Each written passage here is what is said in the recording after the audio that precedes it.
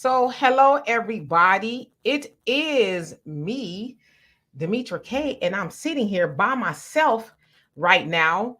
Donovan is running around. He said he will join us shortly. He had to do something. So, somewhere in this program, he will be on here. I want to say right off the top, I am in Houston, and it sounds like there's some thunder going on out there. So, God forbid my electricity goes out. You guys stay right there. I will come back on my phone. God forbid that happens, but I'm praying that it doesn't. So, anyway, the purpose of the Demetra K Show is to promote Black love, knowledge, and understanding of all things that go on in the Black community to make us an even better people with the emphasis on even, because we are great people, but we can always strive to do better. So I'd like to also say a big giant hello, welcome, and thank you to YouTube, Facebook, and Twitter. You are the other side of the conversation. I could not do this without you. Also, we provide a link here, and I'll provide that in just a couple of minutes for you all to come on and ask a question or express your opinion if you want to do that. Now, I have to put this out there once again. Please come up, be brief, ask your question or state your comment, and then we can have a conversation around that. Again, unless it's warranted, we don't need a history lesson or anything like that, just so we can give everybody else a chance to come up and say whatever it is they want to say. So today we are talking about how Black people helped Asians gut the Affirmative Action Act, if you will. Of course, we'll get more into that. It's levels to this. If you didn't already know, the Supreme Court said, yeah, there's a portion of the affirmative action law that cannot stand any longer. So let me greet those who are on here before I get started, just giving everybody else a chance to get in here. Belinda, how are you? Rain, what's going on? And Moni says, much Detroit love. Demetra, my gorgeous brown sugar boo. Donovan, embracing my month of birth as I go all the way through August 31st. And I don't care who don't like it. I'm loving me. Happy 4th of July. Yes, happy birthday to you. You also say, I don't think that Blacks are responsible for the Supreme Court removing affirmative action in no aspect. We always try to help other cultures and have been since the 1920s. Is going to revert back. Okay. Let's see here. You say also, I would love for you to tell us how you are enjoying your governor celebrating or getting rid of affirmative action, both in schools and now, thank God, not being forced to make cakes. I think I kind of know where you're going with that, but I'll address that. And Big Rich, how you doing? Robin, what's going on with you? Brother Don, my moderator, how are you doing? Ellis, what's going on with you? And Maureen, how are you? And Jason, how are you doing? Says one of the hottest shows on social media. Well, I love and appreciate you for that. All right, let's get into it. As you guys, and who else? A lady, what's going on with you? As you guys may or may not know, the United States Supreme Court just ruled that affirmative action in regards to education is now illegal. So basically, what they said is people or students can no longer be guaranteed admission into colleges and university due to race, right? Now, this particular lawsuit was brought by a group of Asians, and specifically, the name of the group was Students for Fair Admissions versus President and Fellows of Harvard Colleges. Now, I'll put his picture up so you can see. And he doesn't care that people, at first he did, but now he doesn't. So this is John Wang, says he is 18 years old, and he is one of the plaintiffs in the lawsuit against Harvard, and said despite his terrific scores and perfect score on his math SAT, he was rejected by Harvard as well as MIT, Caltech, Princeton, Carnegie Mellon, and UC Berkeley. Now, it said that he scored 1590 on the SAT, which is darn near perfect, right? You need like a 1600. He also has a 4.65 grade point average, which is pretty good. But he's saying 6 schools said, well, we can't let you in. Now, he and another, I guess, other Asians who I do not know who they are, I don't know if they're public, said, well, that's unfair, because they also said it's unfair to Asians because we are deemed to be smarter and we have the advantage due to us being smarter. And so it's discrimination that we cannot get in to colleges due to us being smart. And so they said, well, That's a form of discrimination. Now let's see. What else did he say here? And then basically the United States Supreme Courts, they agreed. Of course, you guys know it's 6-3, 6 conservatives that sit on the court, and then 3 leftists, if you will, or Democrats. I'm trying to think of the other word, but it just liberals is what I was thinking of. Liberals sit on the court. So obviously the liberals are outnumbered, right? So again, affirmative action has been gutted in regards to education, right? Now, some people are saying, well, how did blacks help them gut affirmative action? Well, I'm going to show you. If it changes, hold on one second. There it goes.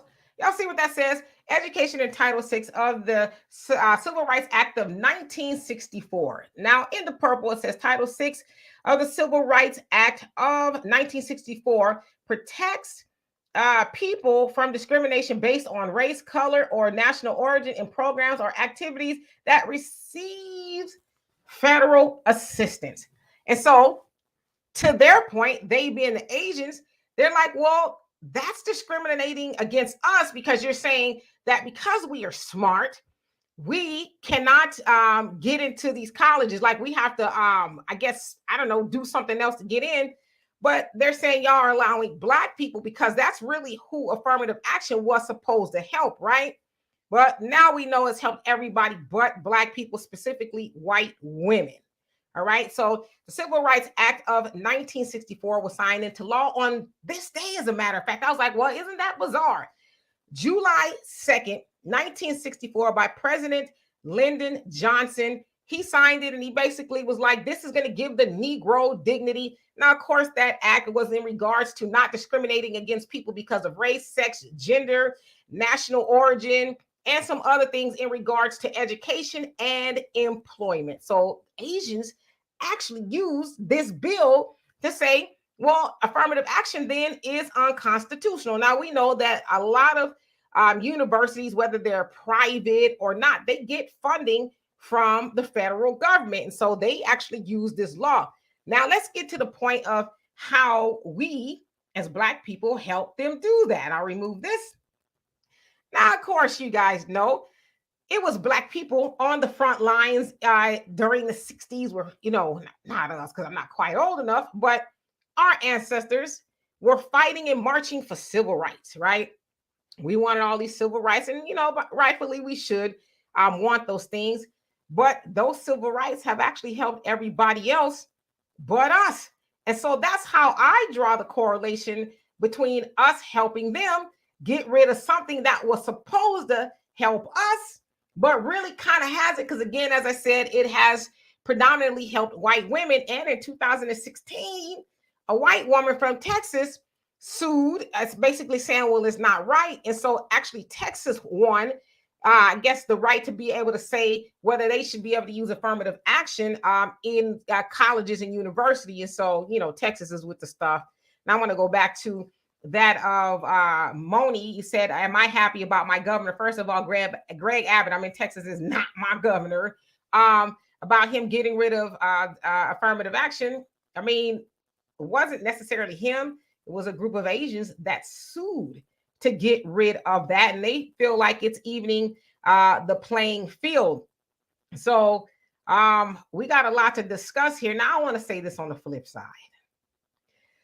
Because I have seen, the usual suspects in our community, the Black pundits trying to allude that it's kind of our fault too, in that we don't vote or we somehow allowed the Supreme Court to get the way it is for not showing up to vote and not getting the Democrats in and this, that, and the other, right?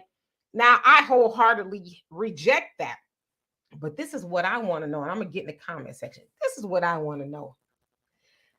Why haven't we heard any of these Black talking heads or any staunch Democrats evoke that of President Joe Biden?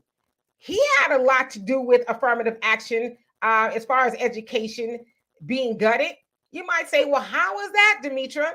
Y'all remember when Anita Hill, or actually when Clarence Thomas was being confirmed to the United States Supreme Court, right? And Anita Hill came forward and said, well, he's kind of done some grimy things to me. And Joe Biden, who was a head of the Judicial Committee or something like that, he stood by and watched his homies, the Republicans, grill Anita Hill. They called all type of liars. We don't believe you. And he sat right there and watched them do it. And then later on, when he was trying to get elected for president in 2020, he says, well, I should have reeled in my buddies on the other side of the aisle. I should not have let them do that to her. Now, whether Clarence Thomas actually did something to her or not, I don't know. But there was an opportunity to say, well, he's not a good guy. He doesn't deserve to be on the United States Supreme Court. Now, keeping in mind with Clarence Thomas, he was one of the big proponents of getting rid of affirmative action, even though he benefited from affirmative action when he went to Harvard, right? So he's a direct benefactor of that. But all these years later, he's like, nah, I think we want to get rid of it.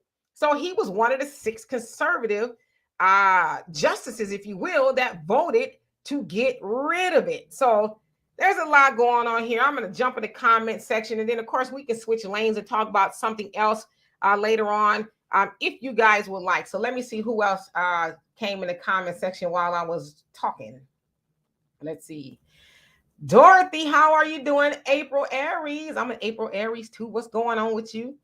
And thank you so much, Moni. I love and appreciate you for that. Brother Reggie, what's going on? And Michael, how are you doing? GLS, what's going on? And Monterico, how are you? You says, how did the ending of affirmative action end up on the docket? The Asian college student complaint went viral a couple of weeks ago, and now this happened. So actually, they brought, I think it was last year or somewhere around there that they actually sued. And in January, the United States Supreme Court decided to hear the case, because you guys know about 10% of cases that try to get to the United States Supreme Court, only 10% of them get heard. So they got heard. But the other thing is this. Why haven't we heard a whole lot of Democrats or people on the left saying, bringing up the Asians and what they did? Now, there's some argument saying, well, there's some Asians that was actually for affirmative action. They stand with affirmative action, but there's some that are glad that affirmative action ended. Then there are some that are saying now it makes Asians even more of a target, and now they're being scapegoated in regards to getting rid of affirmative action, because it's not the first time that affirmative action was targeted. It said that about 40 times it tried to get to the United States Supreme Court, but they didn't hear the challenges or whatever. But this time it succeeded. So they're saying now that the Asians may be used as a scapegoat, because with their attempt, it got gutted. So only Pamela's way. How you doing? Donovan will be on shortly. He's running around doing something, but he'll be on shortly. And the corrupt author, how you doing? He says they got a hate crime bill. Yeah, they got a hate crime bill. And that's kind of why I was saying, how come you haven't heard a lot of the Democrats? I don't know. I haven't heard saying, well, the Asian community, they were the one that was spearheading it this time and blah, blah, blah. See, I think because a lot of people are afraid to really speak out against that, not saying anything bad about them. If you ask me, I think it was clever that they used the Civil Rights Act of 1964 to get the case thrown out, because that language, actually was supposed to help Black people. But it said not to discriminate against race, gender, national origin. And so Asians are a race. And so they just use that to their advantage, because, as I said, colleges and universities, a lot of them do receive federal funding. And per the 1964 Civil Rights Act, if a college is receiving federal funding, they cannot do that. So it worked in their favor. So I'm not mad at them at all. A lady says, too bad he couldn't get in on legacy like his Caucasian counterparts, but that wasn't a problem, right? So they're saying Black people shouldn't be able to use affirmative action to get a leg up. But to your point, there's a lot of white people and other people with money who get their children into colleges, by making a big giant donation to the university, and then they get in whether they have the grades or not, right? But y'all know this country don't belong to us. None of these laws were made to benefit us at all, right? So, Quita, how you doing? And let's see here, Michael. Okay, so you're saying hello to everybody. King of Sorrows, how you doing? He says, there was obviously something where none of those schools wanted his attendance. They have a right to select their student body. But, it's kind of this unsaid thing, I guess, kind of, sort of, because he was saying his guidance counselors told him, well, it's because you're Asian and you're smarter, you're going to have a hard time getting in. And so that is kind of the unsaid thing. Like, well, if you're Asian, you'll have a hard time getting in because you're smarter than everyone else. And I meant to include a tweet from this guy named Ming Lo Hung on Twitter. He basically speaks out, he's Asian, against the Asian community and the racism that they perpetuate against Black people. And he was basically saying it's a known thing that Asians cheat their behinds off. Not all, but a lot of them do in college. And he's Asian. He says they cheat. So it's not necessarily that they're smart, which a lot of them are, but he says a lot of them are known to cheat. So you got to add that into it as well. Hello, Miss Sweet Talk. How you doing? And let's see here. A lady says Asians are overrepresented in these colleges. Yeah, they're starting to be now. But, as far as, I guess, the Ivy League institutions, the ones they really want to go to, those are the ones they're saying, well, we can't get in because we're too smart. And because affirmative action is there, it's allowing Black people to attend and almost making the, hinting, and not even hinting, but sometimes outright, well, Black people wouldn't be able to get into those institutions if it wasn't for affirmative action because they're not really smart. We know Black people are very smart, but that's the insinuation that it makes. I don't know if y'all can hear the thunder, but I hate it. So anyway, Miss Sweet Talk, she says, definitely used us to come up. And Black Alien, if I didn't already, how you doing? Says, I recognize her from the bus station bathroom. She was homeless on drugs. And who was homeless on drugs? Did I miss something? Michael says America needs an awakening because it's no longer a superpower country. Yeah, I think that's okay. Somebody, Black Alien, I don't know what you want, but my moderator's about to get with you. You keep on with the foolishness. And Emmett, how are you doing? It says checking in from Montgomery County, Maryland. How are you? So yeah, my moderators are on there. Y'all keep up with Black Alien because he is tripping. Robin, if I didn't already, how you doing? And Dorothy says, can someone please block the annoying troll? Yeah, okay. So let me see. I'll block him because I don't see. I have to actually get some more moderators, but guess what? You blocked. All right. Okay, so let me see here because it jumped up a little bit. Okay. Moni says, well, Demetra, Greg Abbott then put quite a few laws in to stop the Black books from deflecting slavery. I have no problem with not being forced for religious purposes and having to take pictures, cakes. I don't know what the cake reference is, but again, y'all mad, not y'all, but some people are mad that these white schools are choosing not to teach Black history. Teach that to your own children. Why are you wanting them to teach your Black children about being Black or anything Black history? They're not going to teach it, right? Because in order for them to teach it, they're going to have to tell that they did some pretty heinous things to Black people in America. So why would you want them to teach your children? And you can read, can't you? You know how to research. You can research about being Black, and the books that they want to ban in school, you could get them everywhere else outside of a school. So that kind of confuses me as far as us. I just don't get it. Beverly, how are you doing? And the lady says, I guess Joe Biden is responsible for all governmental failures since the 1970s. I wouldn't say he's responsible for all governmental failures, but he was responsible, I would say, for that. He had a lot to do with it. He helped Clarence Thomas get confirmed, and he's one of the ones that spearheaded getting rid of affirmative action. And so, of course, again, when he was trying to get elected, he was kind of like, I'm sorry. I should have stuck up for Anita Hill. But of course, you know, he needs Negroes for something now. So, of course, he was going to say, I should have stuck up for Anita Hill, who was a Black woman, trying to tell people, hey, Clarence Thomas ain't it. And now people are whining and crying about Clarence Thomas. But then on the same other hand, oh, we love Joe Biden. Go, Joe. You know, vote blue no matter who. So you're going to have to pick a side. That's all I'm saying. Easy. How are you doing? You know what is so funny? I was thinking about you. I finally watched that film that you told me to watch. The Middle Class. Oh, shoot. It's called oh shoot, I forget the title, but I watched it today. It's very interesting about the Black middle class and what they thought. It was in 1968.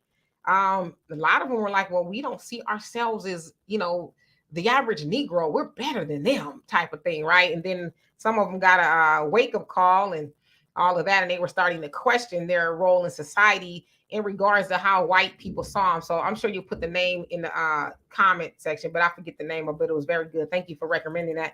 Jessica, how are you doing? And Michael says, America's going backwards. It has always been at war for over 400 years and counting. El Boogie, how you doing? Long time no see. I hope all is well with you. Joanne says, Asians, you reap what you sow. Your protection bill. Yeah, watch and see. A lady says, I'm going to blame Clarence Thomas, Black GOP voters. Well, I mean, you can blame them too, but you can't leave out Joe Biden, big time Dixiecrat. Y'all act like Joe Biden has always loved Black people. He don't love Black people now. He didn't love Black people back then. Shoot, he was the main, he called himself a Democrat, but he was the main one speaking up against Black people and harming his mother and his lily white daughters and all this other stuff when he was writing bills, the crime bills. So, I mean, I don't know. I can't tell you who to love, but you cannot have this conversation and not bring Joe Biden into the fold. How do you guys do that? And the lady, when I put the link up, I would love for you to come up here and explain it. Keisha, how you doing? You says, why is no one focusing on the J-man and white woman who pushed for this for decades? Yeah, so I mentioned that I was one in 2016. Y'all hear that? That is utterly ridiculous. That's thunder. So again, if I go out, stay there, I'm going to come back on my phone because for whatever reason, Texas, the power grid can't handle some thunder. So hopefully it holds out. All right. LS, she says, affirmative action benefited white women more than Black people as a whole. What did we lose? I think you meant, or yeah, it did. Miss Sweet Talk says civil rights are not Black rights. I totally agree with you. Hey, Monet, how you doing? And Moni says, what's the Supreme Court striking down student loan forgiveness? That is devastating that your beloved Republicans that you never speak ill on every day, you do Democrats really nonsense. I tell you all the time that I am not a Republican. I'm not a Democrat. I'm nonpartisan. So I don't speak highly of the Republicans at all. I want you to tell me one time that I've spoken highly of a Republican. We know that neither party is for Black people, but since the Democrats say that they are and they benefit from Black voters more than anybody else, I think they should be taken to task. But as far as the student loan forgiveness, come on now. Joe Biden is a corporatist. Do you really think that Joe Biden was trying to get rid of student loan debt? Of course not, which is why he said, okay, I could think about 10,000, 20 at the most, but most people hold an average of what I think is like $40,000, give or take, maybe $30,000, $40,000 in student loan debt. Student loan debt is the highest debt held by Americans, almost to the tune of $2 trillion. So you think Joe Biden was going to upset the banks and stuff, who I'm sure he gets a lot of kickback from? The banks aren't interested in getting rid of student loan debt because there goes the interest, which they make a lot of money on. So I know you want to blame the Republicans, but you know, Joe Biden, you got to really look at it. Does he really want to get rid of student loan debt, which will be helpful to a lot of people, right? I don't know. Ella, she says George Bush Jr. And Ashley, how are you doing? All right, so let's see here. Dorothy, thank you so much for the donation. Love and appreciate you. Says, may y'all bless our people. Amen. Yes, indeed. Protect Black children. How you doing? It said Jared Kushner, C student, admitted to Harvard because of his criminal pops donation. Yes, indeed. They own the New Yorker, right? New Yorker magazine and all of that. Yeah, of course. That, you know, that's what good money and being white buys you. Michael says, how about doing away with legacy admissions? Now, they ain't going to do that because they get a lot of money from that legacy. But the other thing is this. We as Black people, we allegedly have HBCUs. Now, I know a lot of them are ran, and named after white people, but there are some that are not. Why don't we go there? Because who is going to those schools? Asians and white people. They're starting to go over there and get the education. So there's a concept. And Lord Flawless, how are you doing? It says, so would you say overall affirmative action is holding Black people back or saying we can't get ourselves in? I mean, I wouldn't say it's holding us back per se. I mean, I think it has been helpful to a lot of people. Of course, you have Barack Obama, Michelle Obama. They spoke out about it because Michelle said that she benefited from affirmative action. So I think it has been helpful. I don't know if it's holding us back. I can think of a whole lot of other things that's actually holding Black people back.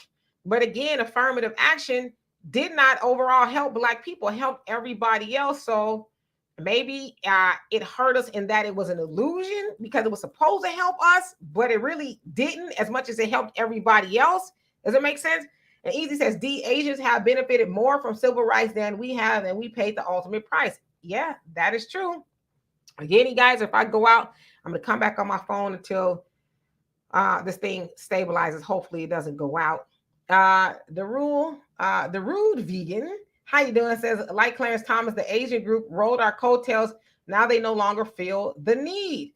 Well, yeah, he was saying, I can't get in because I'm smart and it's not fair. Talk, how you doing? Says, Black people don't need any affirmative action. They are as smart as anybody else. Correct.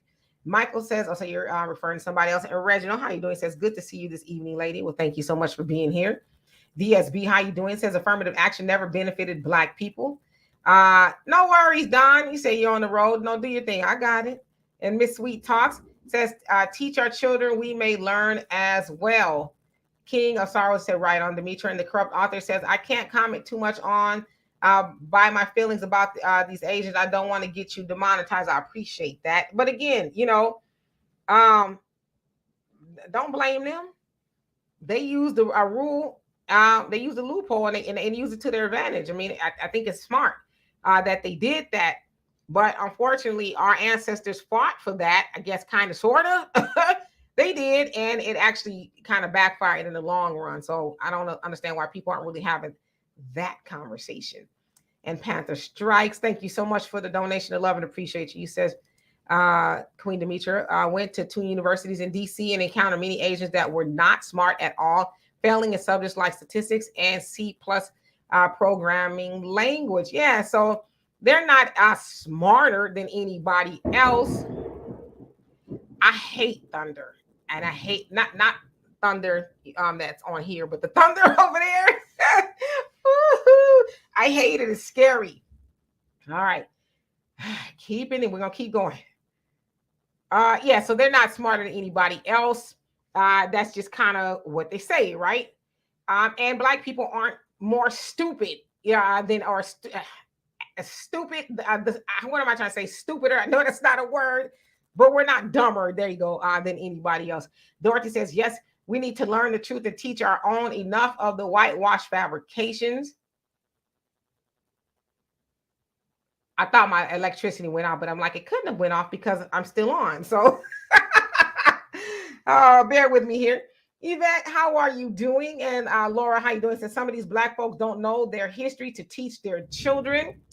Moni says, so what's the cake represents to make sure it goes like this? If you don't want to make any form of pastry cakes, take any photos of gay couples. You don't have to be forced to, or it's against the law. So you're talking about the Supreme Court ruling in favor of businesses not having to do business with the LGBT community, because I guess some LGBT group wanted to sue a lady who makes cakes or a website to make her do business with them. And they said, well, we can't make them do that. So yeah, to me, that doesn't make sense. Why would you want to do business with somebody who doesn't want to do business with you? Yes, Easy, the Black middle class. That's what it was. It's on YouTube. It's pretty good. And yeah, Easy. And you fast forward to now, you kind of see that all that ideology that the middle class had back then, it kind of backfired because Oh, and the other part of it was called Still Brother, almost like still N-word type of thing. Brandon, how you doing? And Thunder, how you doing? It says, question, if we didn't benefit from this, is it really a bad thing? Also, won't this force us to do for self? And next time, if they implement something similar, we can make sure the verbiage is correct. Yeah, I think so. And you're right. Is it really going to hurt us? Now, also, this is the other thing. Y'all know it's going to be used as far as election season. Y'all see what they did with affirmative action. Y'all got to make sure y'all get out there and vote, vote Democrats so we can stack the courts and blah, blah, blah, blah, blah, blah, blah. They're going to use us again, or try to get us out there to vote for more of nothing. The hot ticket item is reparations. We want money. Okay. And if we get our money, we could go to whatever school we want, start whatever business we want, So that's what we want. Everything else, whatever, Uh Ashley says, stop supporting white businesses. And Dave, how you doing? Says 2024 election is up and running. No coalition BS talk with LGBT Asians and illegals. Okay. And LS, she says, Demetra, Biden helped institute a lot of the governmental failures, mitigating bus desegregation, 1994 crime bill. Mr. You ain't black. Yep. I know, easy. I hope my power does not go out. It seems like every time it rains here in Houston or thunder, not every time, but a lot of times the power goes out, which is, I just don't get it. I'm from California and we have a whole lot of stuff, wind and rain, and we have lights. It's just crazy. But I heard it's Harris County more than anything that is kind of janky. So, ugh. Ashley says, stop voting. And Monet said, these storms are no jokes these days. Yeah, I don't get it. DSB says, Joe Biden has outdone every president in history when it comes to hurting the black community. Yep. Michael Pan, you say, corporate Democrats and Republicans are guilty of their sins. Yep. And Jimmy Cricket, how you doing? Says, yes, student loans were a red herring. Dorothy, you say, these things are not laws, they are acts. So it's not something I have ever had any faith in or respect for, and our so-called representatives should have been fighting for us to just have laws. And Miss Sweet Talk says, exactly, Joe Biden was gaslighting everyone with canceling student loan debt. Yep. Applied knowledge, how you doing? He says, this is an opportunity to educate ourselves and our children in this age of information. And Daru Vegan, he says, our black dollars are the only power we have to sway the debate, stop spending and throwing money at the slave masters and everyone else for that matter, right? Facts Not Feelings, how you doing? It says, peace and love, family. Biden passed the law back in the 90s to prevent you from filing bankruptcy to erase student loan debts. But here he is now talking about, oh, well, let's cancel some of it. And he knew dang on well that was never going to fly. Like, come on. Shirley, how you doing? It says, hey, Demetra. He says, Shy from Colorado here. Okay. And he says, our people have paid and still paying the ultimate price of most of what the immigrants that come here get and enjoy the so-called American dream. That is true. A lady says Trump cheated all the way through college. I believe it. I believe he did. And Tanya, how you doing? It says, we just need our reparations now. Yep. And the Awakening, how you doing? And let's keep on going. Monet says, first is college, next is jobs. Just wait. Yeah, that's also a part of affirmative action. It's coming, And I saw where they said, for black executives in major companies, I think Netflix was one, the Academy Awards and a couple other ones, 4 black women were let go of their diversity and inclusion positions the day after affirmative action. That part of it was gutted. So I don't know if it's a direct correlation, but like you said, when the jobs portion of it comes into play, yeah, we'll see more of that, which is why we should build our own institutions, right? Hey, Kimmy, how you doing? Black America, what's going on? He says, I'm back. What have I missed this week? Not a whole lot. Monet says, but them folks act like they got slick ways to keep us out of these jobs anyway, but we keep on going. Yep. And Kelton, how you doing? Says, baby, you're very, oh, well, thank you. Thank you so much. I'm about to start busting a sweat. I'm gonna ask my daughter, Deanna, can you turn the fan on for me? But thank you. Tyrone, how you doing? It says, affirmative action, lullaby us to sleep. Yep. We thought that was going to be the key to get us into everywhere, right? But I don't know. It's gotten white women into everywhere. Tanya says they always rode our coattails. Kelton, yes, I can see you. Well, yeah, I can see your comment there. And Dorothy says, we have a multitude of things holding us back. In my opinion, our primary problem is the absence of leadership and unity among ourselves. Your oppressor will never properly educate you or guide you. That is true. Shabazz, how are you doing? And that guy from Texas, how are you? And the corrupt author says, there is no shortage of Black Americans with 4.0 GPA. Stop repeating what white supremacy lies that Blacks are getting in with lower scores. Yeah, most of my nieces and nephews have a GPA of 4.0 or better. My youngest niece and nephews that have graduated high school, they're like 4.5 and up. So trust me, I know. And Easy says some of them have mastered taking SAT and ACT, etc. Yes, indeed. And Amoni says, Demetri, not all states have HBCUs. Like most of them don't have. Correct me if I'm wrong. What you can get doctorate, master degrees in law, business, you may be able to, but not that I've seen in New York Times. Okay. And Kelton, he says, oh, thank you so much. And Protect Black Children, he says, for any Black college applicants, affirmative action ended in 1978 with baked decision. Michelle Obama isn't being honest. Yeah, she wrote a big giant letter. I saw it on Twitter, talking about it. And Thunder says, that was a close call. I was like, what the no, what the hell did I do? So no, I'm not talking about you, Thunder. I'm talking about that Thunder. Sean, how you doing? It says time for us to fight to stop immigration. We don't get nothing. We don't got nothing to lose, is what you're trying to say, I think. All right, Kelton. And Tanya says facts and feelings. I'll say speaking to somebody else. Tanya says I never go in those Asian shops anymore. And let's see here. The corrupt author says Cornel West and reparation is what I'm supporting. Yeah, well, I also saw where Dr. Cornel West says that he's speaking up for his white brothers and sisters that feel disenfranchised by Trump. So I was like, who sent you? What about Black people who have been disenfranchised by everybody? So I thought that was kind of weird. I'm not sure what Dr. Cornel West's angle is. He's definitely maybe a vote splitter to some degree, but I don't know how much of a chance he actually has of getting anywhere. A for effort, though. And Ashley say stop voting. And Monet says, if we ever get reparations, I'm getting the hell out of here. Bye, America. Dorothy says, that's right. Like the kids say, run me my money. Yeah, Easy says the Houston grid is overloaded. I don't know. It seems like every time like there's a loud thunder strike or something like that, for whatever reason, the electricity goes out and it's like, ay, come on, man.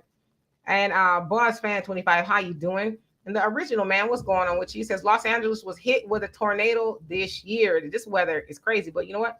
Farrakhan told us, along with the Honorable Elijah Muhammad, watch the weather. So we'll see. Hopefully we stay plugged in here. A lady says, y'all got that Texas GOP utilities, laugh out loud. Good luck. Yeah. I don't understand why they agreed to keep Governor Abbott in after, especially the Texas freeze. I got here a couple of months later, the Texas freeze happened. And I said, what the heck did I get myself into? It was crazy. And Shirley says, ooh, Demetria, love me some thunderstorms, not damaging ones, because up here in the mountains, they are few, far and in between. I don't love them at all. My nerves are bad during these thunderstorms because it's lightning and all of that. One time was about a year ago when I was sitting here doing a show with Walter.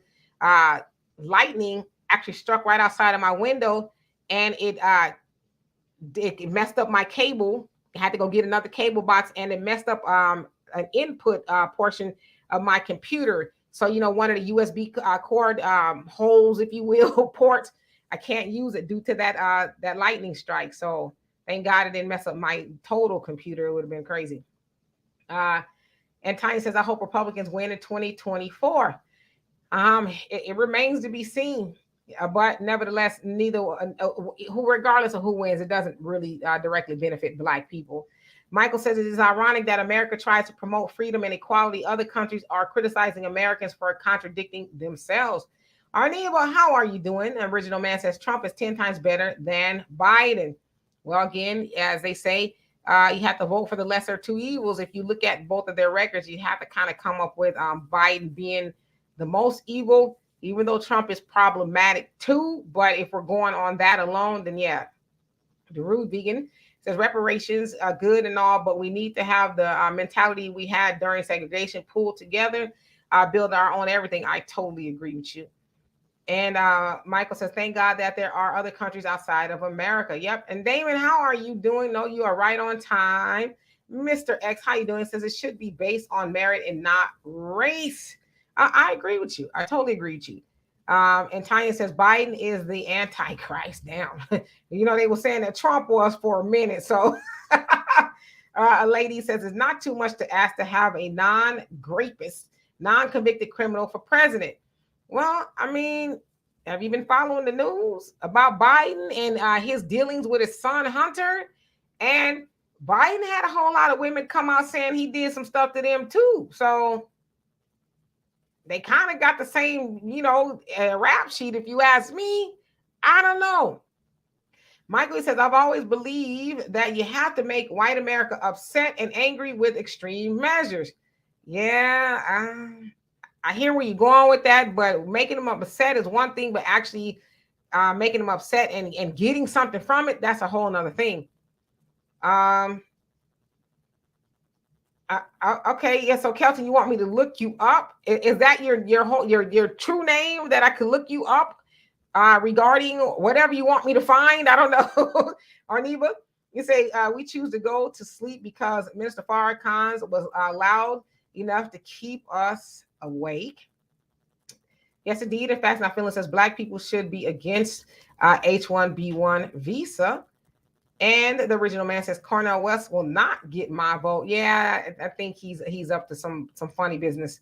And DSB, I mean, it's good for a protest vote because you know that Cornel West is not going to win anything.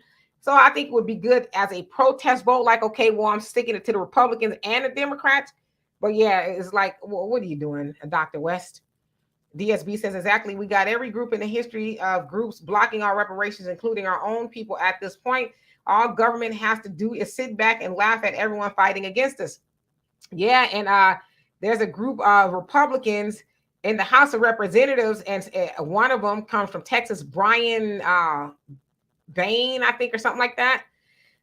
He's basically saying, I want to start an act, the No Bailout for Reparations Act, which basically says any state or municipality that engages in giving Black people reparations, they cannot receive federal bailout money if they need it. So they're really going hard in the paint against reparations. And there's a Black Republican, oh gosh, Troy Nehls from Utah. He's on that committee as well. So JJ Mars, how you doing? He says, as a Black man, ADOS, FBA, have ever taken pride in themselves to develop our community since the 1930s. African affirmative action was only a countdown, and besides, affirmative action never really worked for us. Okay. Hello, the compliment king. How are you doing? Monty says, Demetri, I want you to know that our Democratic governor passed the bill for the Crown Act, so the jobs, schools, businesses cannot discriminate based on your hair texture, locks, braids, etc. Great. And my thing is, how will you know that they're actually doing that? Now, I know there's been some jobs that say, Keisha, I don't like that afro. You're going to have to come and have it a little bit more tamed. Yeah, there's been jobs that have done that.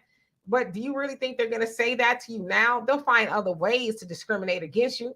The other thing is, instead of them giving us all these bills and stuff to say that people can't discriminate against you on your about your hair, why don't they just write us a check so that we can start our own businesses and we can wear our hair the way we want to wear it? But see, we're too busy going for the carrot that they dangle in front of us. Oh, we got a bill saying you can wear your hair in an afro. Y'all really think that's progress? That ain't progress. That's a distraction. Because if they really wanted Black people to progress, then they would help us build our own businesses so we wouldn't have to tiptoe around massa in regards to the way we want to wear our hair. And Robin, you say evil is evil. There is no lesser evil. That is a fact.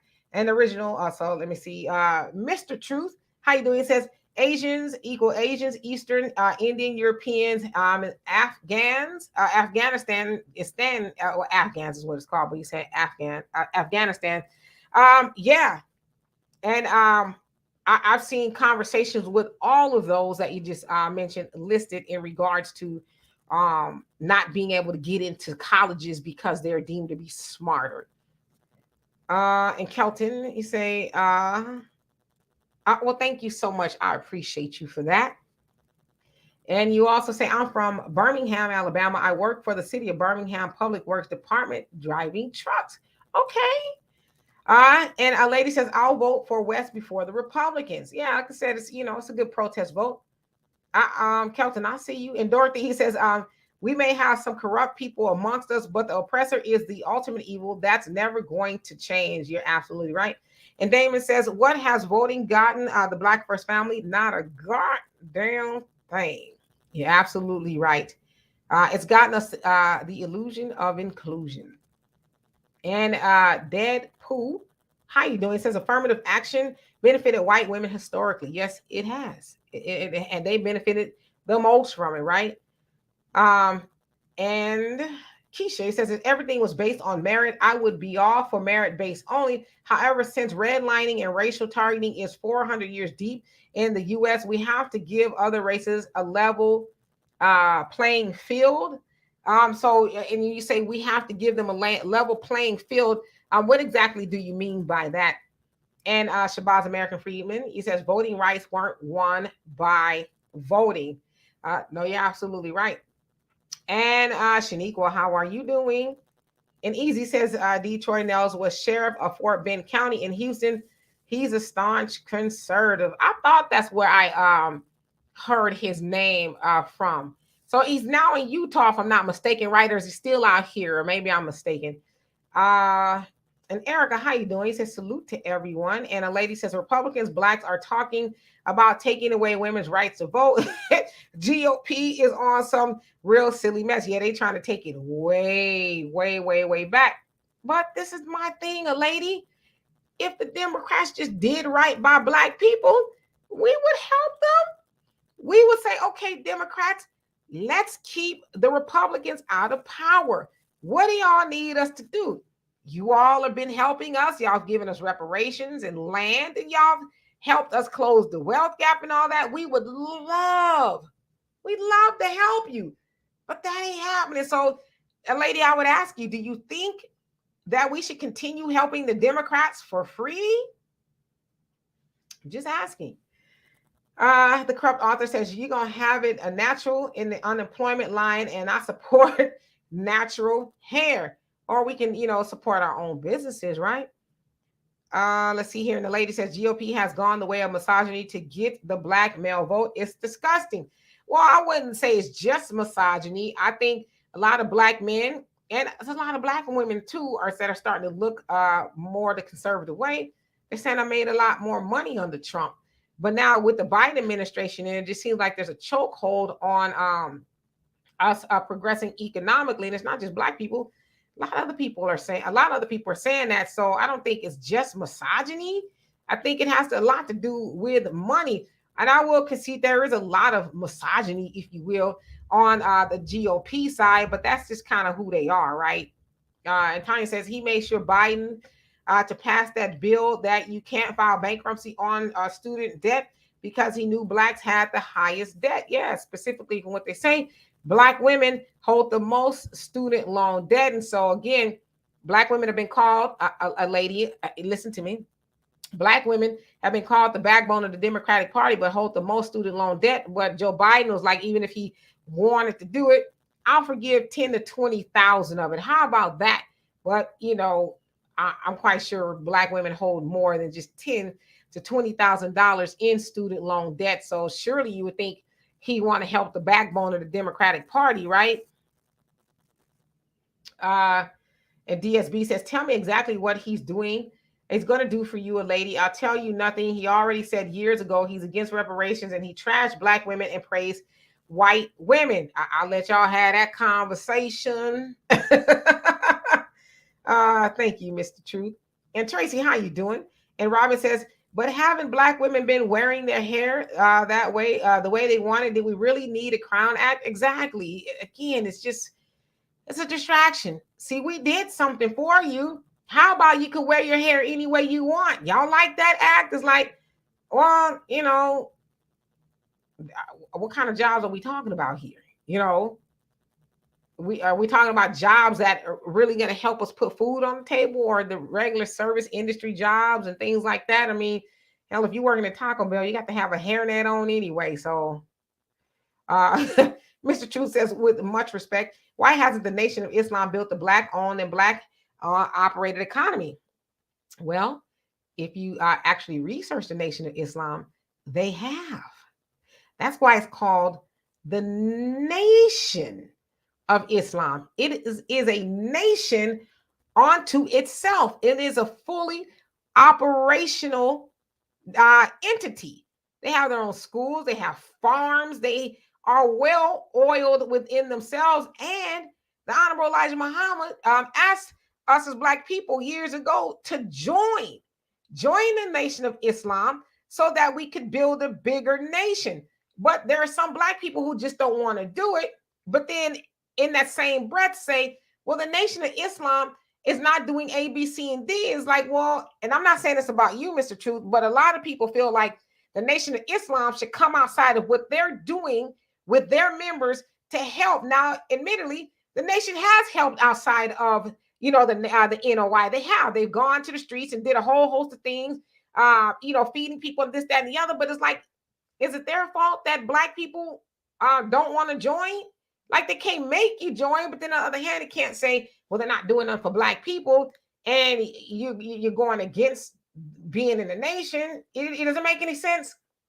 And the life of Aubrey, I hope I said that right. How you doing? He says, Wes, got my little vote. Okay.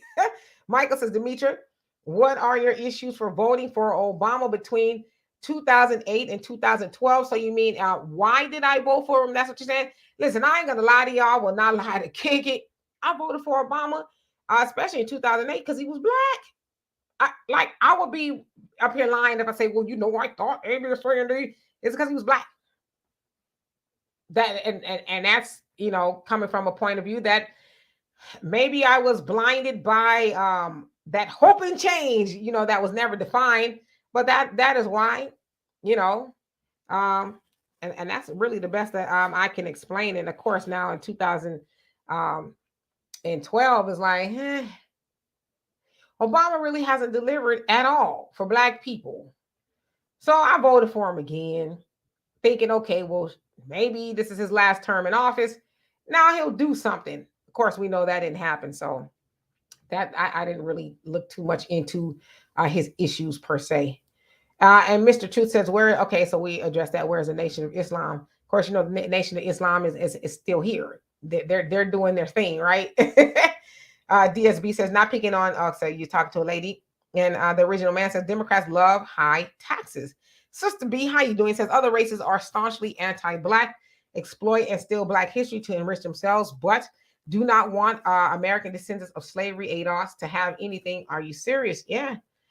They took the acts and laws and things like that our ancestors fought for, and they use it to their advantage. Can we really be mad at that? I think that's an excellent strategy. They use what we fought for to their advantage. I will, Kelton. You say, Kay, I want you to keep up the good work. I'm going to try my hardest. And Tracy says, affirmative action will not close the wealth gap. No, that won't. But a big giant check for reparations will come pretty close, right? Because it said it's going to take about 232 years, give or take, to close the wealth gap. Now, I don't know about y'all. I don't think I'll be around 232 more years. And so we are definitely going to need a big giant infusion of cash into our community. Tracy, oh no, I read that. And Robin says, I'm an RN. I've been wearing locks in the workplace for 17 years. There's too many places to work to conform to one job. So yeah, that's not all jobs, but if you're working somewhere where they hate on your hair, then you might not want to be working there. Now I know in corporate America, I used to work in corporate America. I've been a natural since 2009. And I worked in corporate America, in the financial services industry, and I was natural before then. But, it was kind of frowned upon because I wore my hair and it was kind of like an afro. It's kind of like you see if Donovan comes on my picture, my what do you call it? Animated picture with my hair kind of an afro and, twist. I wore it like that, but it wasn't really acceptable in the office like that. So I permed it, but then I went back to natural, and I said I'd never do that again. You know, as far as assimilate to that of a more European hairstyle. Let's see.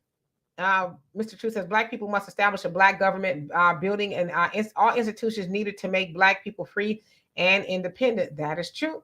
And the Banneker Party, how you doing? It says meritocracy needs a group designated for punishment, and one reward for reward is sanction on inequality. I'm sorry. Can you explain that a little bit more, if you don't mind? And Otis, how you doing? He says, don't vote for Cornel West either, not even as a protest vote. And Queen E, how you doing? Says, hi sis, I got the shock of my life. Please pray for my friend Tanya. She's 65 years old. She was attacked brutally on Thursday night. This man was a white Nazi, bleeding on the brain, other injuries. And where, if you don't mind me asking, where did that happen? And Thunder says, question, isn't it crazy that the people I hear that are in fear of them taking away our right to vote, usually for the most part, make a hell of a lot of excuses on why they don't and can't don't and can't go and vote. I'm reading. I mean, it's kind of oxymoronic if you really think about it. And Lord ADS, how you doing? He says last week was ugly. It was simply cringe revenge. But I'm more concerned about what's next. Still 1 year, 4 months before anyone can do anything about this. So you talk about voting for the presidential election 2024. Yeah, I guess last week was very eye-opening in regards to the Supreme Court rulings. But I mean, we as Black people still got to figure it out, whether we have affirmative action that benefits us, or student loan debt forgiveness, and Lord knows whatever else they're going to vote on, right? And Tracy says, y'all better stop talking about Biden. Obama said he's doing an excellent job. Yes, he has. And it's like, okay. DSB, so you're talking to Michael. And Keisha says a level playing field means taking into consideration the well-documented ways in which peace, safety, and generational wealth has been denied, and not giving unfair opportunities to wealthy whites. Okay, got it. And Wild Williams 454, how you doing? Good to see you as well. And DSB says ADOS trying to get reparations for others, not FBA. Really? Now, I haven't put the link up yet because hopefully Donovan will come on, because God forbid my electricity goes out, although I think it stopped raining. It goes out. I don't want to have somebody up here and they're like, so now that Demetra cannot speak, I'm taking over. I'm just kidding. I just don't want it to be awkward. So when he comes up, then I'll put the link in. Brother Jonelle, how are you doing? Peace unto you. And Mr. Truth says, I've never seen a Nation of Islam business anywhere. They have them. Look them up. There's a lot of brothers and sisters within the nation that have their own businesses. They have bakeries, they have restaurants, they have a farm, they have schools. So it's like they're a nation within a nation. They're doing their thing, and so you would probably see it more if you join the nation. I'm just saying, you know what I mean? DSB says HR 40 bill expired in January of 2023. Maybe that's why we don't hear people talking about it no more. You know, this big giant study of reparations that was supposed to take place. And as I said on a report I did for the African Diaspora News Channel, enough of the committees and the studies. We're over it. Just write the check, you know. A lady says, I find Blacks opposed to Democrats and reparations are the same people. Maybe in your circle, but I'm opposed to the Democrats, but I'm not opposed to reparations. And I would think that's true for a lot of people on here. So maybe in the people that you've been coming across, but I don't think they correlate at all. And Aniba says the Nation of Islam owns the largest in South Georgia that serves 7 states. So I think you left off a word. Is that a farm? Is that what you're trying to say? The Nation of Islam owns the largest in South Georgia that serves 7 states. Black America says you will not find a professional woman anywhere with an afro or dreadlocks. Well, it depends on where you talking. Like where is she working? She working for white people. I think you'll see more dreads. Afros, I don't know. Now I consider myself a professional woman, but then I don't work for white people. Uh, and I don't rock an afro whenever I feel like it. I ain't rocking it right now because it's too hot to do that. So Oda says, Demetrius, stop defending the nation. Y'all can't tell me not to defend the nation. Y'all, come on now. For one thing, y'all know that I was born into the Nation of Islam. My father is an NOI since he was 19 years old. He's 79 years old. I will never stop defending the nation because I feel like this. I wish sometimes that people that go against the nation and try to debunk the nation would spend that energy debunking the need for the nation, which is the white man, the oppressor. I often find that people are more mad at the nation than they are white people or the white oppressor. And that just baffles me. Y'all mad because the Nation of Islam is helping Black people within the nation and outside of the nation? Like, why are we mad at that? What exactly? Let me ask y'all this. And when I click open the link, I want y'all to come on and explain this to me, if you will. What more do y'all want the Honorable Minister Louis Farrakhan to do that he has not already done? Y'all keep that in mind. I ain't gonna forget. I'm gonna put the link up as soon as Donovan comes on, and I want y'all to answer that. What more do y'all want him to do than he's already done? And let's see here. Okay. I'm just reading some of these other comments. And Shirley says, so fam, who should we get behind if anyone come 2024? Should we just not bother at all to send a message of strength and unity? I feel we need to show solidarity now for posterity. I love it. Well, you know, we should get behind somebody, but it needs to be somebody who is actually going to do the will and the bidding of Black people. Now, of course, they would have to do for other people, but they got to do for Black people, especially, right? That's who we need to get behind. We're not saying you got to just do for Black people, but you have to do something for Black people. We're tired of getting candidates in there and say, well, you know, I would love to, but I can't just help Black people. I can't help everybody. But they help everybody and don't help Black people specifically, right? So I don't know whoever that is, you know. The original man says Obama was for the Rainbow Nation. Yeah, they actually called him the first gay president because he did a lot of legislation for the LGBTQ community. DSB says, hell, maybe I need to run for president. I may end up dead after I cut the checks for the Black community and pass the protection bill after one day in office. Yeah, be careful. Honeydew, he says, and how you doing, by the way? Hey, just got here, but why wouldn't the Asians argue with the legacies rather than the smaller group of Blacks? Another example of anti-Black, because they know they wasn't going to win against them, but they know, and let's just keep it real. Black people, we are an easy target now because we don't have unity. We fight everything you could think of. We fight against, you know, Black men and women. We fight about everything. Everything. We're easy target. We haven't practiced group economics since before the civil rights movement. We're at the bottom of the totem pole and everything. We get easily distracted by everything. So we're an easy target. I mean, we go into everybody else's stores and spend Black dollars, making them richer, while our neighborhoods are dilapidated and in dire need of everything. And we won't say for a minute, you know what? Let me pull some of this money back into our community. How about we get together and start some businesses or whatever the case is? So we're an easy target. And it's almost like a running joke. What they gonna do? Black people ain't got no power. They ain't gonna do nothing. All they gonna do is wah, wah, wah, wah, wah, wah. And they're not gonna do anything. So we're an easy target at this point. So you're gonna actually probably see a lot of people come for us until we get our stuff together. It's just the truth. A lady says, people forgot Obama had to fix 2008 Republican bank failures. Blacks set records in home ownership, etc. under Obama.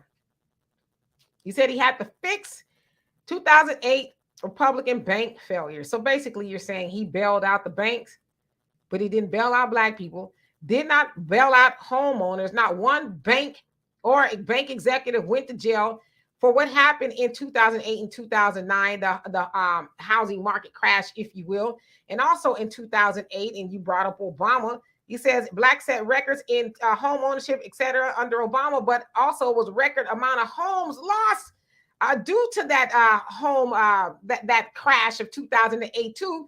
And black people probably lost the most houses or real estate, if you will, in modern day history under the Obama administration. I was saying, in all fairness, that kind of followed him into his presidency. But I mean, Obama chose to help bail out the banks, but black people got left without houses, right? And we know that when we do not own real estate, that also makes the wealth gap wider, right? Damien, he says, off the petrodollar and BRICS will bring the pain. Get your house in order, Black First Family. Yeah, so BRICS is Brazil, Russia, India, China, and South Africa. And there are other countries wanting to join the alliance in which they are establishing their own currency, independent of the US dollar. And they're making currency so that they can settle trade agreements as well. And so it looks like it's happening, although U.S. Treasury Janet Yellen was like, oh, the U.S. dollar is unstoppable. No one or nothing is going to be more valuable than the U.S. dollar. So it's like, we're going to wait and see, right? And Kelton says, Kay, I'm from Birmingham, Alabama. I work for the city of Birmingham Public Works Department driving trucks. Okay, you really want me to know that, huh? Son Kisser, how you doing? He says, hey, family, I voted for Obama because I thought he was one of us. Boy, did he prove he wasn't. Exactly. A lady says, if you were in certain media and corporate jobs, you would understand the Crown Act. I mean, I get it. You know, can I keep it real with you? I'm tired of seeing sisters with these bad wigs on top of their head. Look like before they went out the door to go to work, they threw the wig up in the air and it just fell on top of their head and they went to work. I'm tired of seeing the wigs. I saw a news report where a sister for Juneteenth Day, she said, I'm taking my wig off. And she has sister locks. And she says, I'm freeing myself. I'm now coming to work with my sister locks. Because she also said that her mom was like, oh, you know, in natural hair, it's undesirable. You need to, you know, do it like this and like that. So she said she learned the self-hate from her mama. But she freed her locks up and now she's wearing her locks. So good for her. Pookie 87, how you doing? He says Texas has independent power grid. Yeah, and that's part of the problem, you know, and it sucks. It's independent from the federal government. They want to, you know, Texas is always tried to secede from the rest of the nation with other southern states. So I guess that's just part of their way of doing it, but wasn't so good when the freeze happened. It was in 2021 in February. I was here. It sucked. Norris, how you doing? Says, quit shopping at Asian anything, wishful thinking. Yeah, I think kind of sort of because they have a lock on a lot of markets, including the beauty supply. And Michael Penn, who is Asian, he asked me one time, he says, do you shop at Asian businesses at all? And I said, yes, under one exception. They have to have Black people working there. I don't want to walk into an Asian establishment, especially if they are catering to us, and see none of us working there, because that kind of completes a little bit of economics, right? We're in your neighborhood, we're catering to your people, and we're going to hire your people. So at least some of the money that's coming in from you guys go to your people. That's the only way that I will do it. But if it's just, you know, none of us in there at all, I won't do it. And my daughter will tell you that I have walked into Asian establishments and I looked around. I don't see any of us in there. Let's go. That's just how I roll. So, but yeah, they are getting a huge lock on everything. So it's going to be kind of hard eventually, unless we get our stuff together.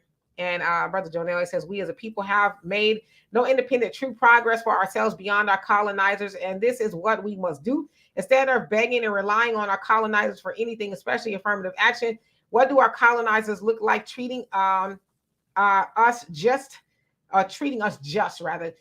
God bless the child as God is own. Let's unite and move and think independent of our colonizers, what they have established using us. Absolutely. God bless the child that's God is own. My mom and dad always said that to me in my mom's past, but my dad says it all the time. God bless the child that's God is own. Get your own. Do for self, right? That's what we should be doing anyway.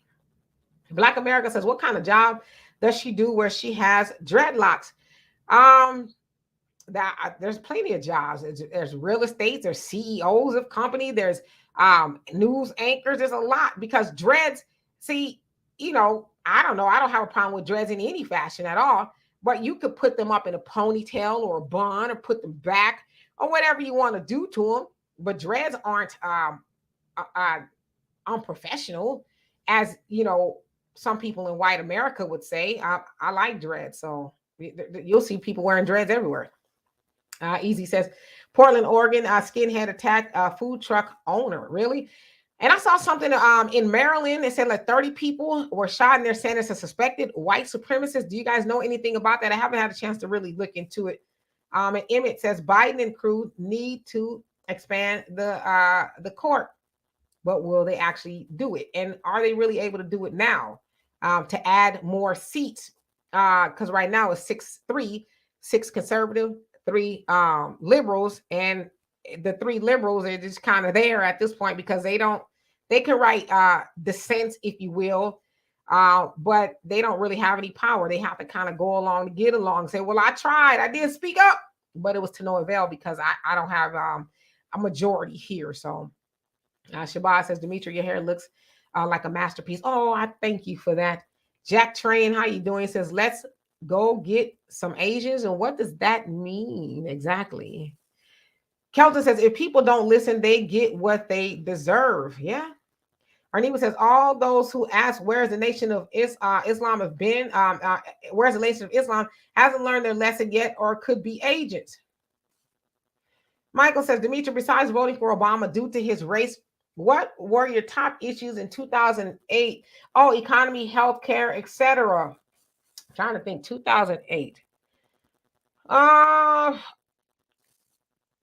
would definitely say, well, I would probably say economy, definitely healthcare. Of course, there's Obama care now, which is always under attack, and depending on where you stand, it helped some people. Some people said it did not help them. But I would definitely say those two things were definitely an issue.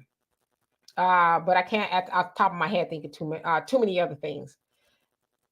And Sharion, how you doing? Shalom on to you as well. And Debatron, how you doing? Says, I believe participating in Black voter suppression help. I believe participating in Black voter suppression help affirmative action be defeated. Elections have consequences. How so? How did Black voter suppression help affirmative action be defeated? And I'm going to open up the link to, I guess it's not raining anymore. Thank God. So I'm going to put the link up and give me 2 minutes. And Quinn E says, it happened in Las Vegas. She's in Sunrise Hospital. Okay, so you're talking about the sister that got attacked by the white supremacists. Where can I find this? I'm going to just write this down.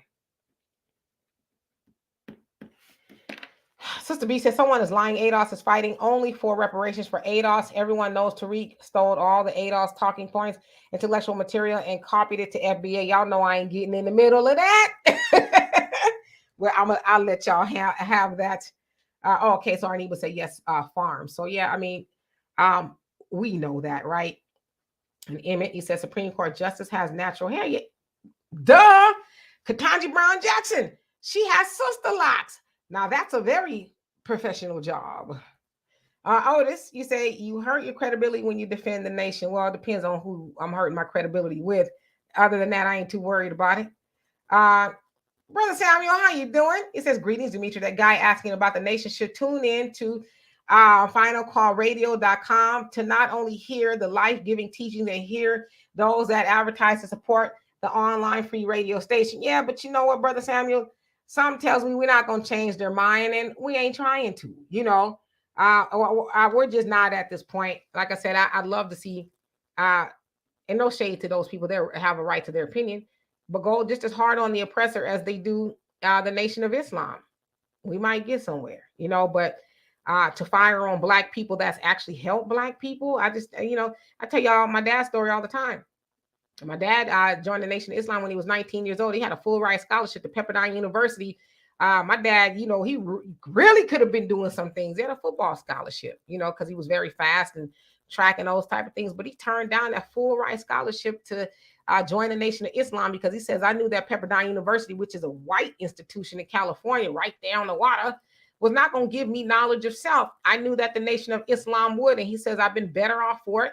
You know, he's owned his own business and stuff. My dad has had one job in his entire life. He worked for Ferrari, and he was fired from that because they accused him of scratching a car and withheld his money and all that other stuff. And he had to fight them, and he won all of his money and then some. But he says, no, from this point on, I'm never, ever going to let a white man dictate to me what kind of money I make and how I make it. And so he learned those principles under the Nation of Islam and was a very successful businessman. So, you know, we just not going to convince the people who do not want to be convinced, because unfortunately, the oppressor has taught some of our people that the Nation of Islam is bad. They're a cult. They're not for Black people. But then the same people who have taught them that, and not just the oppressor, you could go to any a lot of Christian churches, and they're teaching that same message about the Farrakhan and the Nation of Islam, that they're not good for Black people. But you can sit up in any church in America, and they are not telling Black people to do for self. Go out there and create your own jobs, own and operate your own businesses, and, you know, practice group economics. They're telling you, bring that money that you got from the white man up in here and pay your tithes, and then sow a seed of faith, and then go home and pray and see if you're going to have something on the table to eat at night after you gave us all your money. So I don't know. Damon says, I'm bald-headed. This hair talk is killing me. Sorry. Lady, thank you so much for the donation. Love and appreciate you. Says, I really don't want a president in office again. People are afraid to tell when he's wrong. The ass kissing was disgusting and harmful to the country. So you talk about Donald Trump. Well, I mean, Donald Trump organized an army of his supporters. He fed red meat to his base, which are white supremacists. Let's just keep it a buck. But Joe Biden's a white supremacist too. But Donald Trump is a salesman. And I think we forget that he's a salesman first. And he just knew what to say. He knew what to say to people in order to get them on board. He said on Oprah Winfrey years ago. Now, y'all got to remember, too, Donald Trump was a lifelong Democrat. And he said on Oprah, I could run for Republican and I would probably win. He also said I could probably go into the middle of the street somewhere in New York, he says. And I think he said Park Avenue or something, and delete somebody and get away with it. So he knew that, and he just capitalized on that. And yeah, he's made it to where a lot of people who criticize him end up getting, you know, rebuked, whether they don't get put back in office or whatever. So, I mean, he wrote the art of the deal, right? Or he helped anyway. Jabbar says, I'm a child of the nation too. Demetri, yeah. So, you know, I'm never going to speak against the Nation of Islam. For what? And Keisha says, facts, Demetri, the NOI has never left Black folks behind. Yeah, they keep on trying to bring them on, but it's like, no, we don't want to, but y'all not helping us. It's like, pick a struggle, you know?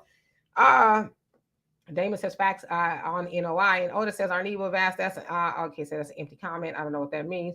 Leon, how you doing? Says exactly. Calvin says, can a nation build its own university? And we do need to go. And do we need to go? I think to these big universities. The Nation of Islam has their own university. Has for years. Look it up. Sharion says maybe it's more like what do people want to see happen to him? That's you raise a good question right there.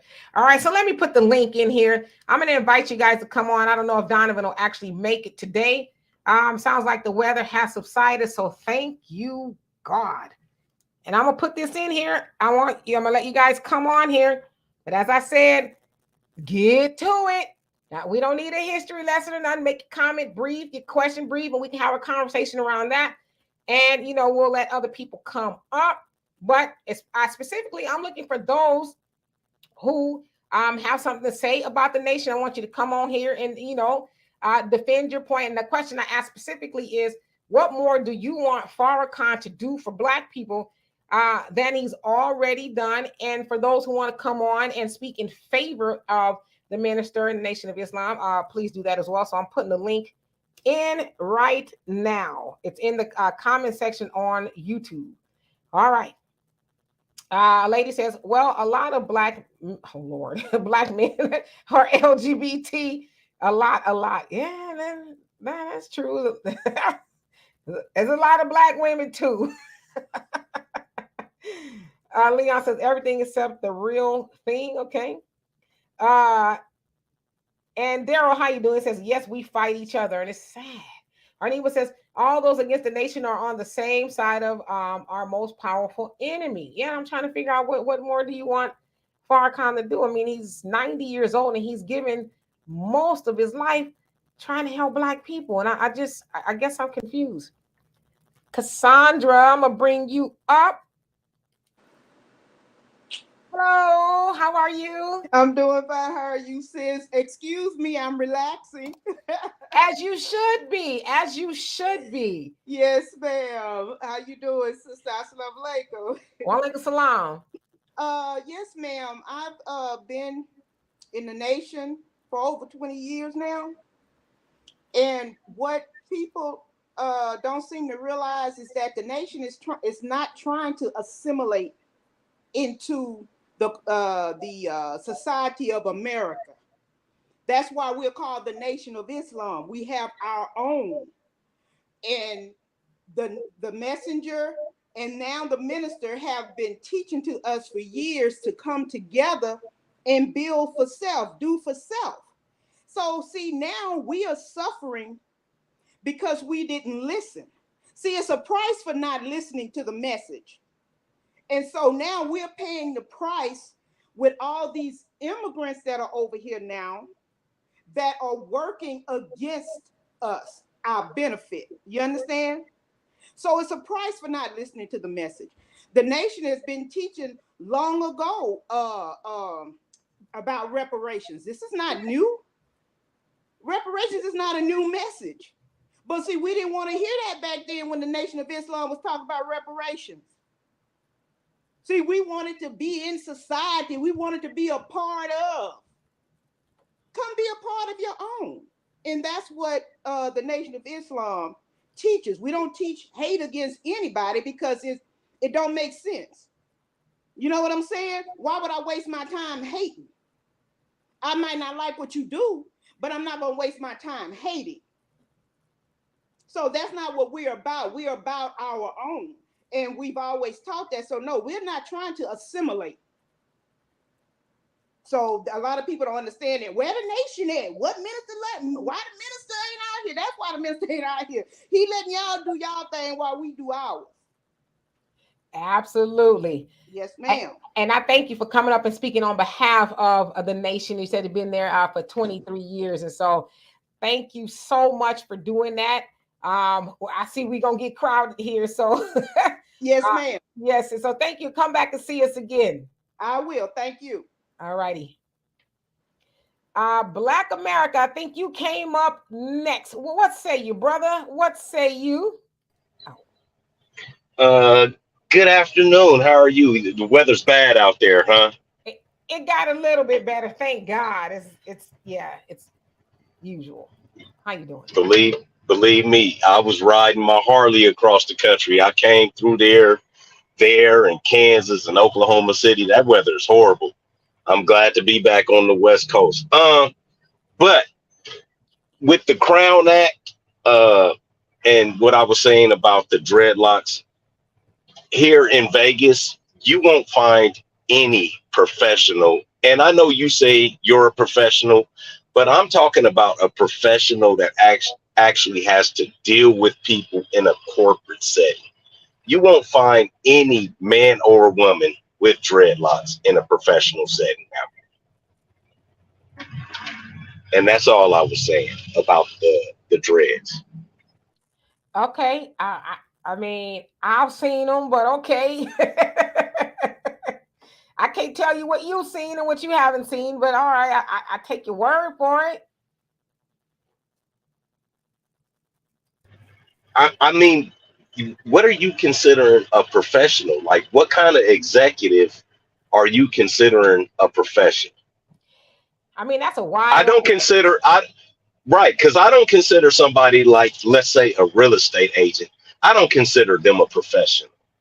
I wouldn't consider somebody who's maybe an executive at a car lot or a salesman uh, a salesman team leader, something like that. Somebody who works in a hotel or somebody that works in an industry that deals with other, other businesses and things like that. Somebody that's working at a McDonald's, a real estate agent, somebody who sells uh, car insurance or life insurance. I wouldn't consider those as as a professional gig. Would you consider that as a professional gig? So you're saying like real estate or something like that? Yeah, I'll consider that professional gig because you still got to interact with the public. And I mean, like I said, it just depends on what profession you talk about. A professional gig per se can be just about anything. So, but I think the premise is anywhere you work that you don't have say so over even your own hairstyle. That's a problem, whether it's considered a professional gig or not.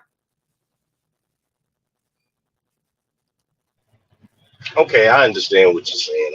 I just don't absolutely agree with it. I wouldn't, for me personally, I wouldn't hire somebody with dreadlocks because when it's like a wife, they represent you and your company at that point. And representing somebody is a lot of times based on appearance. I mean, we can agree with that, right? Yeah, but I mean, so what's wrong with dreads?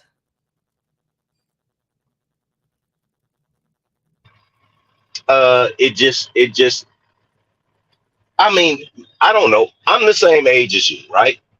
And it just doesn't look professional. It looks unkempt. And I don't care if it's on a man or a woman and it's the skinny little dreads or, some girls got them and they look cute. But as far as I would never uh, hang out with a chick like long term with them or anything like that. It's just not a good look to me. Now, some guys, that might wear sandals and dashikis and stuff like that. They might like stuff, earthy guys. They might like stuff like that. But I don't know too many brothers that, you know, the pro black brothers, yeah, they might dig stuff like that. But most of us are just regular brothers, like, so I don't think they would enjoy a lot of stuff like that.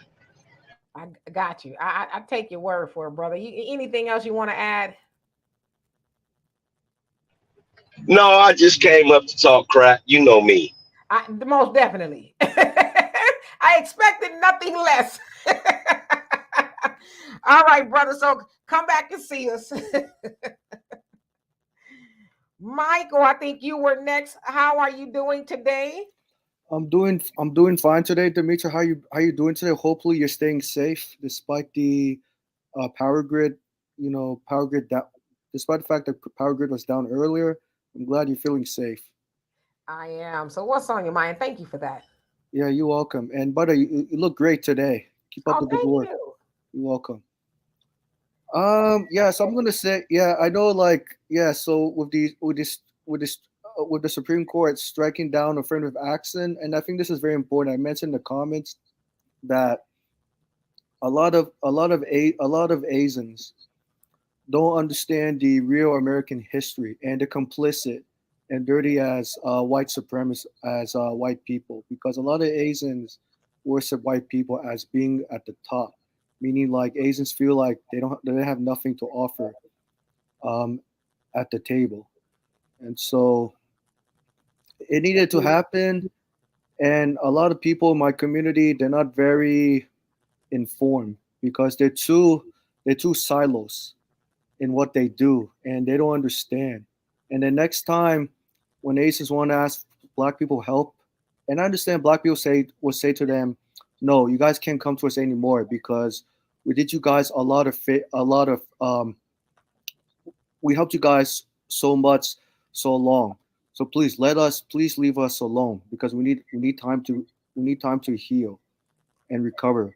And so if Asians really want to show that they do care about black people, they need to demonstrate about providing tangible solutions to black communities. That's how black communities offered Asians tangible solutions. And so I'm glad that Asians are getting upset, and they need to, because I'm just tired of educating my people in the community about how America started, the real history, and a lot of Asians don't want to get it, and they pretend that that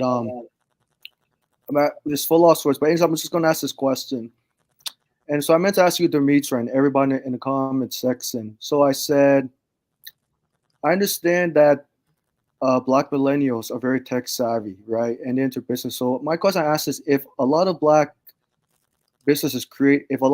people created business online in 50 states, do you think that it's going to deter black people from shopping at other businesses, even if like all the businesses were like online, 100% virtual? And what barriers do you see in that? Thank you. You're welcome. And I'm gonna answer your question and come back and see us again. Yes, thank you. You're welcome. So as far as black businesses online, and there's a lot of black businesses online. The problem with that is people be needing their stuff right now. You know what I mean? So some things you can order online that you don't need right away, but there's some things you do, like food and uh home goods or whatever, right? So um it'd be nice if we can have black businesses that are local. And Dr. Claude Anderson talked about that. I think he's having some connectivity issues, but I'm sure he'll come back on. Dr. Claude Anderson talked about that. Most other communities, they have shopping or for what they need, I guess even closer within a 10-mile radius, maybe 5, depending on who you are, right? So that's what we need. But yeah, we could start shopping online. A lot of us do, buy a lot of stuff online. My little niece, she's 12. She has her own little bracelet company that she's getting off the ground. And, she told me the other day, Tia, that's what she calls me. I have a bracelet line. I said, okay, well, send me the link. And she did. And I ordered a little bracelet, black owned business. My other niece, she's 18. She crochets different things. I asked her to crochet me a bag, and she's going to crochet that, and I'm going to pay her for it. Black owned handbag. But of course, that was done online. So we can do those things, but we will also want stores. We can brick and mortar stores, if you will. All right, so let me catch up here. I know I'm a little bit behind, and hello to everybody that came on, and y'all would love to read all these comments, but it's quite a bit, so I'm going to go all the way to the bottom and address those that I have. And Simone B, how are you doing? Let's see who else came on here. Myron's annoying bald spot. How you doing? He said Jay-Z got dreads. A billionaire, right? Uh a legacy tier strategies. How you doing? He said Black America, he's special, but he's a loyal follower of the show. So we love him nevertheless. All right, let me skip all the way down. I promise to catch up. And Frank, how are you doing? Long time no see. Who else came on here? Just trying to catch up, y'all, not to overlook you. Love JJ. How you doing? Says I disagree. I've seen black men and women with locks in their hair in professional settings. Now we know that. That's why I was like, okay, I'm not gonna argue with you. That's your truth. That's your truth. But some things we don't have to argue. We just all right. And Brina, how you doing? Says some dreadlocks bad, but some look very good. Yeah, and then some people, they know the whole history of, dreadlocks and things like that, which is why I try not to get into the conversation about what they should look like or any of that kind of stuff, because, it's a personal journey to a lot of people. So I guess I understand why they have it. I would never discriminate against anybody having dreads. Now, I will say this. I've been around some people with dreads, and it's like, when is the last time you washed those? Because they smell very loud. Like, using soap and water on them? What's going on here? But that would be my only critique. Some of them are very like gut wrenching, like like they smell very, very bad.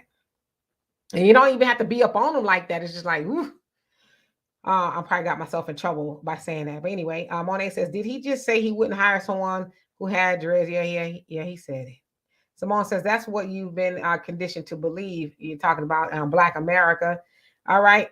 Tanaya, how you doing? Long time no see.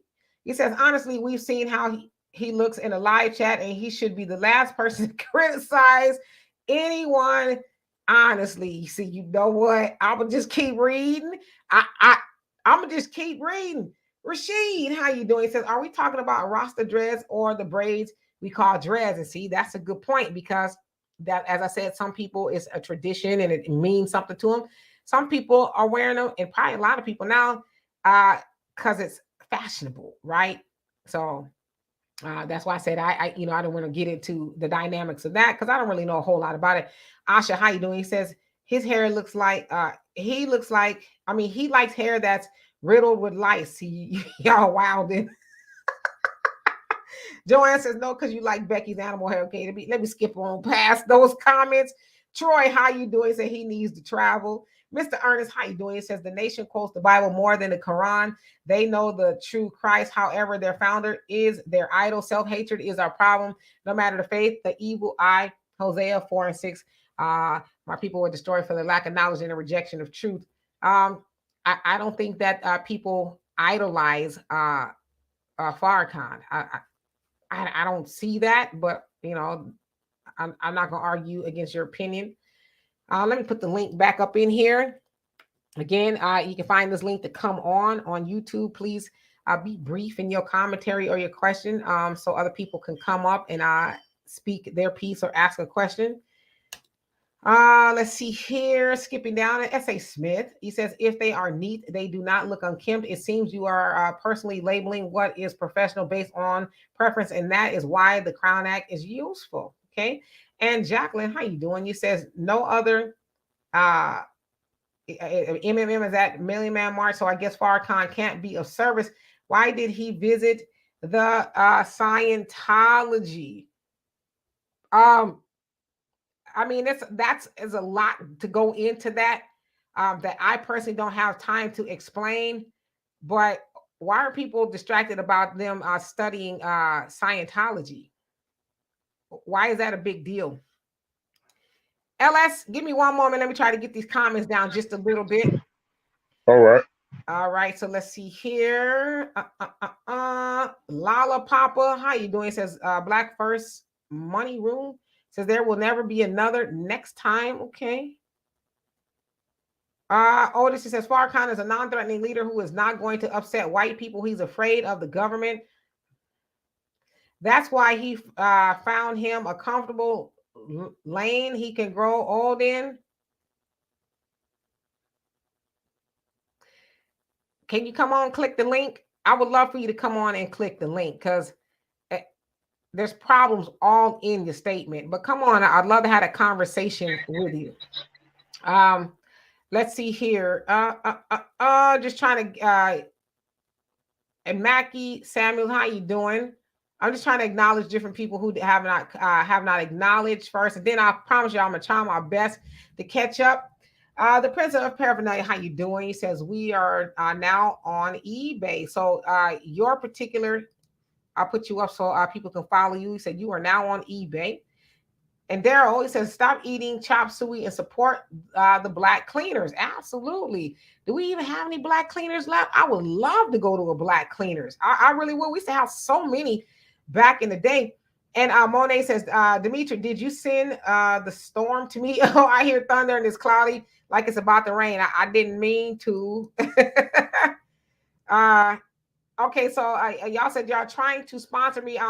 Y'all could email me, DimitriK@gmail.com, DimitriK@gmail.com. All right. Kimmy says, I've seen dreads on women in executive fashion office, politicians, judges, and other professional situations. One lady, though, had a sour smell on her head. I wasn't around her, but many spoke of it. Yeah, I smelled that.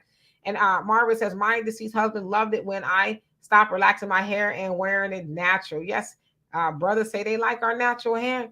Asha, he says, if we can't get the black farmers to supply black grocery stores, then that'll be great. Yeah, we need that. I've been into so-called black grocery store and they had like candles and lotions in there. I was like, well, where are the fruit and vegetables, you know? All right, so I think I'm pretty much kind of caught up. Okay, let me see this.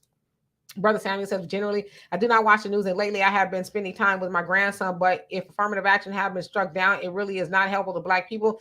The real beneficiaries of it are white women and homosexual community is like sugar. It initially gives you a short burst of energy, then it drains more from you. Great explanation. All right, LS, what's going on with you? Not too much. Wanted to talk about the recent SCOTUS decisions more so than the Nation of Islam, if that's okay. Absolutely. I got another person coming up. So if you wanted to go ahead and tell us what's on your mind. Okay, so when it comes to the recent affirmative action decision, the commenter that you just read hit on it.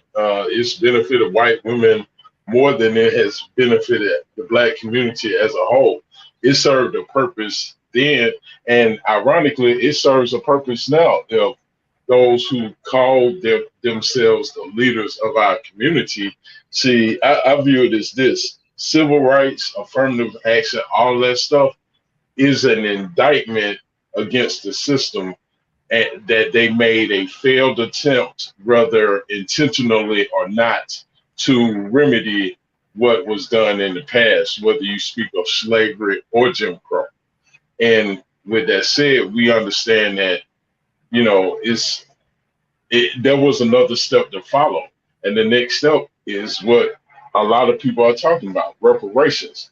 I think we need to, when we have the reparations discussion, we need to emphasize that no one is sitting here waiting on it, because we know how the government acts. They'll pay everyone else before they pay us. So we need to make it clear that we aren't sitting on our hands. Everybody's still going to work, whether they got dreads or not. And as far as the dread conversation goes, the Crown Act is a stiff arm. It's just like the civil rights movement and affirmative action. These are all indicators that the government is trying to, or placate and act as if they're trying to address an issue that is concerning us. We need to take that and point it back to them and say, yeah, all this is great, but I can't fold that up and put it in my pocket. So I'll drop it there. Awesome. Thank you so much for your input, and come back and see us again. All right. All righty. So who was a corrupt author? Are you there?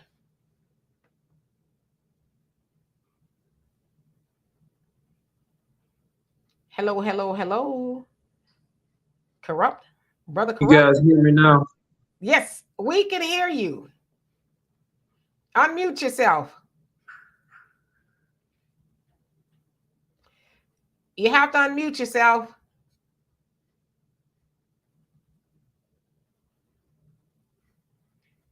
Hello.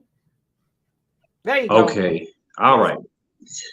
Sorry, we having severe weather over here in Alabama, so the power going in and out. I'm at work. I'm at the halfway house, but I wanted to go back and unpack. First of all, let me give a shout out to the Nation of Islam. I grew up a Christian in Alabama, and we were very ignorant. I honestly thought if you listen to Farrakhan, a demon would possess you and you couldn't go to heaven. That's how brainwashed I was. I never listened to him. Our school banned wearing Malcolm X t-shirts, and in my mind, they had equated Malcolm X to the KKK or Nazis. Until I started reading these men's literature, and I've got in corrections, and the Muslims, they were very respectful. They were the best, most educated, and they were strong men in the prison. They were very disciplined. I seen the life-changing, the teachings of the Nation of Islam, how it changed their life. So they would always be like, read this, listen to Farrakhan. They would give me DVDs, I wouldn't even listen to them. And I finally listened to one. And ever since then, I enjoy following Minister Farrakhan. So shout out to them.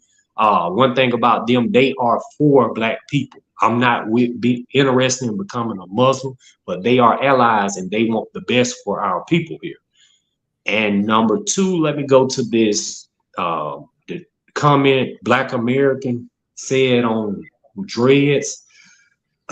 We try to, that's another brainwashing technique. We try to assimilate into white culture, and we act proper enough and put on a suit and tie.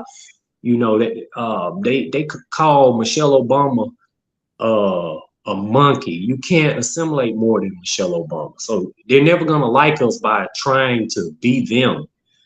And I was ignorant about dreads. When we was in junior high, the only people had dreads were maybe someone from Jamaica or the islands, and we would call them feces locks, and we would beat them people up. And we thought it was ugly and hideous. Lil Wayne came and he turned it into a sex symbol where women prefer dreads now. And I was working on a job with a guy, he was my supervisor, he had dreads, and like they wouldn't hire you. But I was like, how did this dude get above all of us? He was like an upper supervisor. But that dude worked hard in his integrity. There was no one outworking him. He was the best man on the job. So we got to get out of these brainwashed set of things. What he Black American said was it was so disheartening to that we're so against ourselves. Like when these white dudes shaved the side of their heads and came out with these man bobs, they still got CEO positions. No one criticized them for having long hair and tying it up. It's always a problem with some that's with our natural state of being on our culture. We're always not professional. Professional just means you make a living from doing it. So there's a guy who raps but don't make any money, and there's a guy who is a professional rapper, meaning this is what he does for a living. So that's the only definition of a professional. I know maybe if a white person gave you a position at a 500 company, maybe you feel like you're more of a professional, but you're no more of a professional. And I'm gonna touch on this, and I'm gonna let y'all have it. When black men make these statements, they don't understand how weak and how of a joke we look. A lot of times, like my cousin, he got a funny walk. You can see him a mile away by his walk. But he can't see and perceive he walks funny. He can't see himself. When y'all get on here, these black men, y'all making these weak statements, these anti-black statements, you can't see it. But females and other males, this is why y'all not highly social in the community. This is why y'all can't get the women. You don't have an accurate perception of yourself and how ignorant you are. But I'm gonna get off. I'm gonna mute and just listen to the rest of the show. That's all my piece. All right, and I'm actually going to bring you down so I can bring someone else up. But thank you so much. I will say this, Mr. Corrupt Author. I think you set off. You may have set off a beehive there in the comment section. Hopefully not, but duly noted. So who can? Keisha, I think you were next. How you doing? Hi, Demetria. I'm well. How are you? I am well. What's on your mind, sister? Well, first, let me say I love your show, and today it did not disappoint. So, thank you very much for always being there for us and just letting us speak and being a safe place for all of us. Thank you very much. We are not a monolith, but you let us say what's on our minds and on our hearts. So, thank you, sis. It's my pleasure. So, I wanted to, we've talked about what the problem is. We've talked about the realities that, there is racism and people are operating in racism, and that is there, and that's not going away today or tomorrow. But what can we do about it? I really, really want us on the local levels, not on even on a national level, but in your community, start thinking about you starting a Saturday school for Black kids that in your neighborhood. If it's just in your family, if it's just on your block, if it's just with your friends or your nieces and nephews, start a Saturday school that teaches them who they are and why they should be proud about who they are, because no one else is going to do it for them. We have to do it for ourselves. Nobody set us free from slavery. We set ourselves free. Who in the world did anybody else set free who was oppressed? You have to do it for yourself. And they will say, oh, they set us free. They had no choice. They had no choice. Just like everything our forefathers fought and gained, America and all these other nations had no choice. We have to give them no choice. And I'm not talking about going out and raising arms. I'm talking about being steadfast in demanding it. You cannot let up. And you can't let up when you think you've got it, because as we've seen, they will immediately start trying to roll it back. Because we didn't just lose affirmative action today or the other day. We've been losing it from the moment we got it, because we let our foot up and started walking around in la la land. And that's on us. It's not just on us, but it is on us because we let up. That's the first thing. Saturday schools, and then stop giving your money away to people that don't look like you. If you have a choice, and sometimes we don't have a choice, but do everything you can to find out where the choices lie and give yourself that choice, and then go the extra mile to do it, because they go the extra mile to give their money, meaning other races, to their people. We are the only ones who are all right, handing our wealth, our freedom. That's what your wealth is. You're handing it away and say, here, you can have it. Go run with it. I don't need the freedom. I can stay in bondage. Stop giving it away and then being lazy about it and being proud in our laziness. Find somebody black to give your money to. Like, just stop. I'm tired of all this. Oh, we should just do it. I'm tired of it. Just get it done. And then the last thing I want to say, and then I'll get off, and I'm sorry. I'm just No, so that's okay. I'm passionate about it because I'm tired. And I'm so tired. I can't change anybody else, but we can change us. We can look in the mirror and change ourselves. We may not be able to change white people from being racist. If an Asian person is racist, that's not something we can change, but we can change ourselves. And then the last thing I will say is, in terms of education, going back to education, Saturday schools for, you know, kids in high school and younger. But we have to start real funds funding children in our neighborhoods so that they can go to school, so that they have a safe place to study. How can they study if they have no safe place, if they are always under psychological, emotional, physical attack? I heard a story about this one girl who was talking about she had to go to McDonald's to study for her ACTs because there was no quiet, safe place that, there wasn't always something going on to stress her out at home.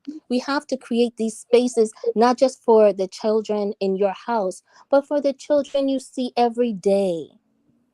Just don't look down on them. Help them up. Help them up. And I'm gone. That's You know what? it. You dropped a lot of truth there, and I love and appreciate you for that. I especially love that you said, let's start some Saturday schools with a couple of students. See, because that's the other thing. We think we got to start large and we got to go out there and save everybody in the world. It's like, no, start local. Start with the people you know. It doesn't have to be a lot of people. Hell, if it's just one person, then that's a start. So we got to start educating ourselves and keeping in step with doing for self. So I co-sign everything you said. Yeah, and send these kids to college with no debt. Just start a fund for at least one kid. Send them to college without any debt. All right, Demetria, thank you so much. Thank you. Come back and see us. All right, bye. Jalen, what's going on with you? I'm back by unpopular demand. I'm kidding. We Um, got it. um, I'm just gonna speak on the affirmative action because I am a student, so that directly, I guess, affects me. Um, I think the original idea of that policy was made in good faith. However, over time, it became muddled with all of the other people that consider themselves minorities, when truly they have more advantages than Black children combined. Um, I think when we talk about equal opportunity, um, it doesn't exist because if you look at all of the playing fields, Black kids aren't able to have equal opportunity, unfortunately. Like, if you look at every state, it's different when it comes to districts, school districts. There's a lot of Black children that aren't able to go to schools that have better funding, better technology, better teachers. And to sort of cut that equal opportunity off at the highest level, these children don't have a chance. If they weren't given the tools that these other children were given, that you're essentially telling them, oh, well, you know, because of your situation, you may not be able to be admitted. And it's until you fix the education system, even even if it's a race neutral type of admission process, it's not going to be equal. It's not going to be fair. I mean, yeah, I mean, I totally agree. I mean, we've been hearing about affirmative action for a very long time, and we've always heard that it was to help Black people, it was to help Black people because, you know, especially in employment and the educational system, it was unfair. We needed an extra, you know, leg up to get in, which is true to some degree. But as you've said, and a lot of people said, it was really never designed to help us. And in fact, we've seen the data that says that it hasn't helped us predominantly. And so, I would just say with that, this is just more proof that we need to do for self. And as Sister Cassandra said that came on about the nation, the Honorable Elijah Muhammad has been asking us, well, you know, back then, start doing for self. You know, Marcus Garvey, up you mighty nation, accomplish what you will. And so here we are, you know, And having to do that. it's funny because I hate to make a stereotype, but the Asian Americans that I've been around culturally, they come from a competitive background with their parents. They value education very much in their households. So, like, if you look at the court case, they brought up the fact that in the admission process at Harvard, they looked at like personality and their educational background. Apparently, you know, they felt as though there was a disadvantage for them because they were allowing Black Americans who scored lower but scored higher on personality, and Asian Americans scored lower on personality but scored higher on education, but the Black Americans were admitted before them. They used us to beefing up their argument. Yeah, I mean, and it worked. And as I said earlier here, you know, they use the Civil Rights Act of 1964 that says that The institutions, equal protection. yeah, No, they considered it unconstitutional due to the equal protection, right? well, they said that you cannot discriminate in regards to race, gender, national Oh yeah. origin, and stuff like that. And then it specifically talks about institutions of education, especially if they receive federal funding. They cannot discriminate. Well, the Asians took that law and they used it. It says, well, we're being discriminated against because we are smarter, per se.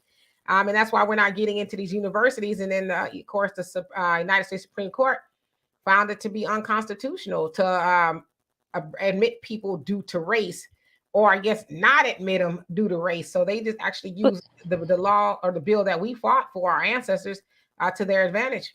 That association that brought that Supreme Court case up has been doing this since 2019. This isn't their first court case. They did, I think the first court case they did in 2019 was with UT. Yeah, no, this They is told right. them their Yeah. admissions process was unconstitutional, and I think it was ruled against, and UT still got to, you know, keep their policy. But yeah, they've been upset for a minute now. Right. And they finally, you know, the Supreme Court decided to hear it in January. They says, all right, we'll hear what you got to say. And they were successful. You know, but there are some Asians they're saying, well, we actually want affirmative action to be in play. Some are saying, good, we're glad that is not.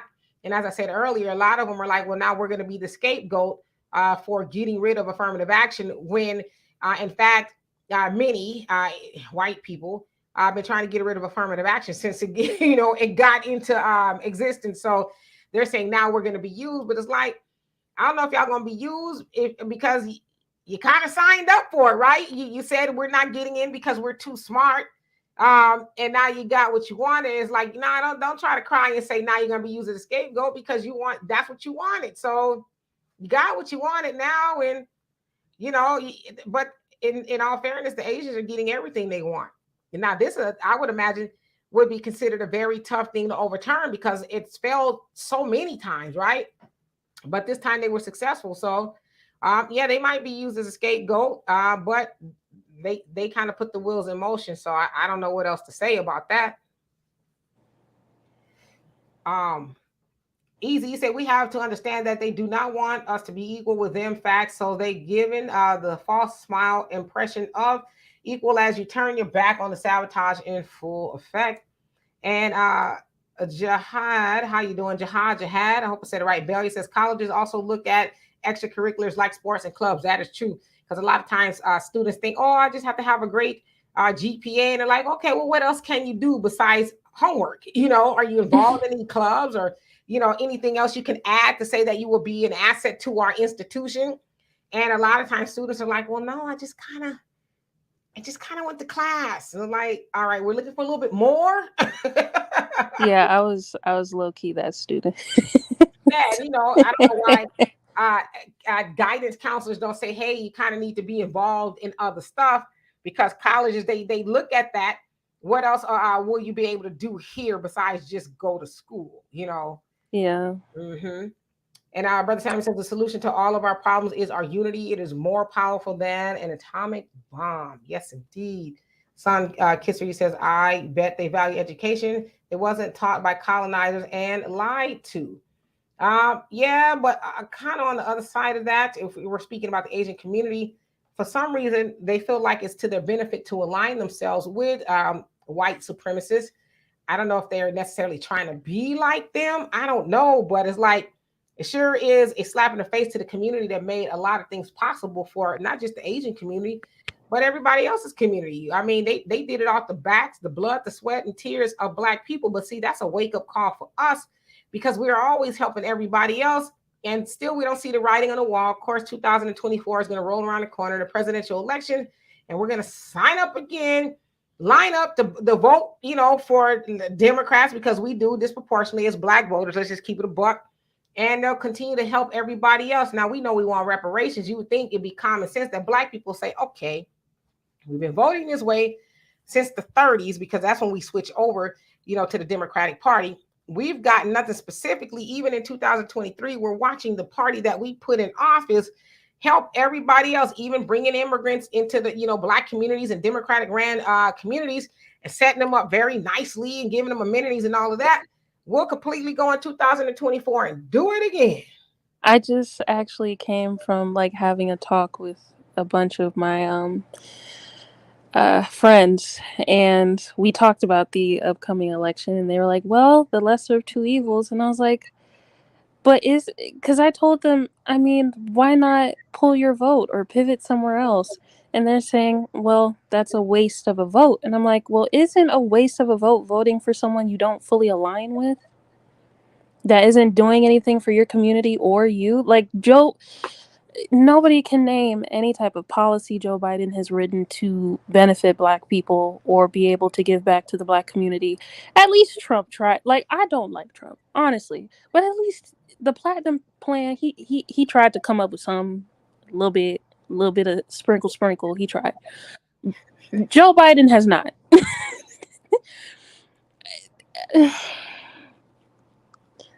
I'm gonna be quiet. Yeah, I know where you're going, because it's like if you say anything about Trump, then it's like, oh, you're a Trump supporter. And it's like, I didn't say that. I'm just, being logical in my thinking, because trust me, I get accused of that a lot. You're a Trump supporter. And I'm like, point to the part of anywhere I have said that I am a Trump supporter. I'm just, thinking logically about what's in front of us as voters, right? We've been told vote for the lesser two evils. And if you really do some deductive reasoning and you look at the past and legislation and records and things like that, you'll have to say, well, Trump is the lesser of two evils when it comes to Black people. That's what I would think, right? WT3, how you doing? It says we have enough Black billionaires to build and renovate Black schools. Let's start with the HBCUs, renovate and create. It can be done. Yeah, some people say a lot of the HBCUs are owned by white people. Some of them bear the name of white people and things like that. So, yeah, I get where you're going. A lot of HBCUs don't use their funds correctly. I forgot. God, my memory is bad. One of the HBCUs, their students are having to be in tents because they don't have adequate housing. So it's a lot of other problems with that. And Brother Calvin, I've been seeing your questions and I was not ignoring you. I meant to actually answer, and I'm glad you put it back up. He says, "Sister, first time watching your show," and we'll continue. Question: Are Black men and Black women at, or I think he meant why Black men and Black women are at war with each other, and why, and what kind can be done to build with each other? But it's all by design. It's kind of always been that way, to have us at war, because when we are at war with one another, we can't build. And they don't want us to build, because, as been said, one of the biggest threats to the United States is Black unity. They know when we get together, a lot of these other communities are going to be put out of business, because we send a lot of our money into their businesses. And they know that we are actually going to start doing for self and stop being dependent upon the oppressor. And so that's all by design. All this discourse that you see on YouTube, Black man ain't this and a Black woman ain't that, that's all by design. Okay, I had to look up. It was Howard University. Oh, okay. Yeah, Howard. And so, you notice that a lot of these channels that talk disparagingly about Black men and women, they have a lot of views and followers and people. Yeah, they love it, right? And so that's all by design. But what can be done is that we just continue to speak truth to power in regards to who we are as Black men and women.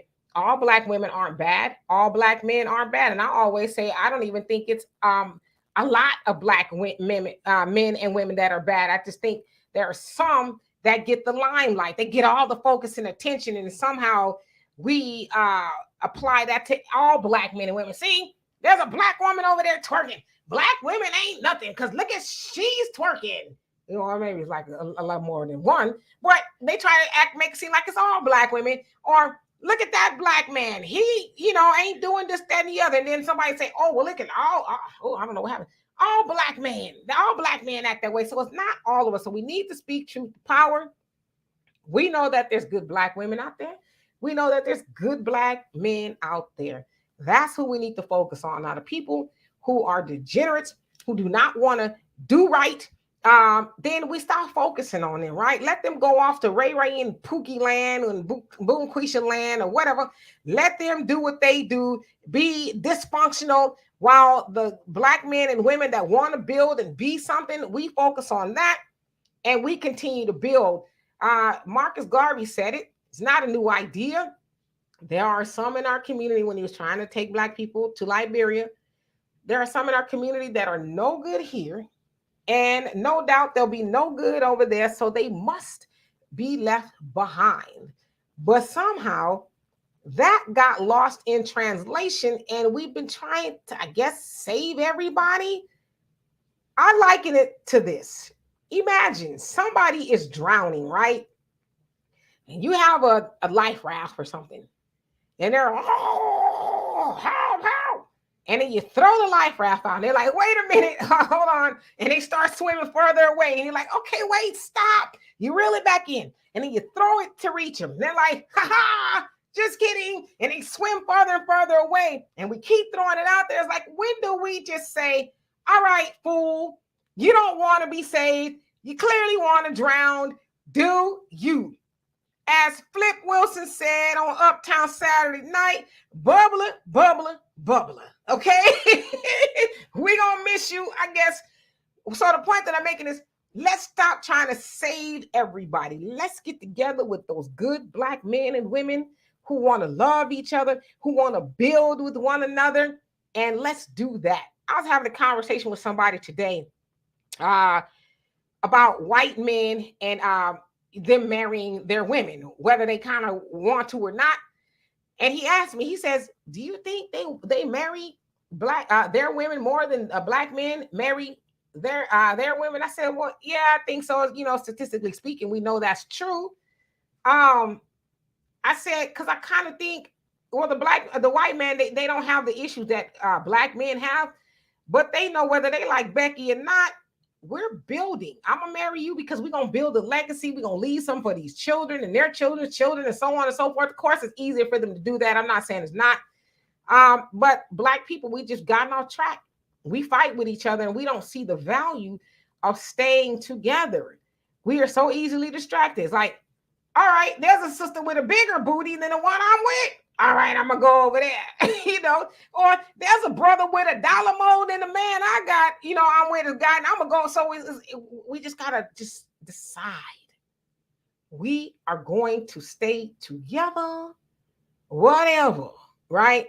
So I hope that helps. Wayne, how are you doing? You say boycott all Asian stores. Yeah, I mean, as I said, my litmus test for shopping at Asian stores is if they hire Black people. If they have Black people in there, all right, then they're giving back to the Black community in some way, shape, or form. Now, if you go to, I don't care, it's any store that are getting Black dollars, but they don't have Black people working there, yeah, you want to stay away from those. No shade to Bun B. He has a burger joint out here in Houston, Trill Burgers, from what I understand. And he's got a lot of other people working there.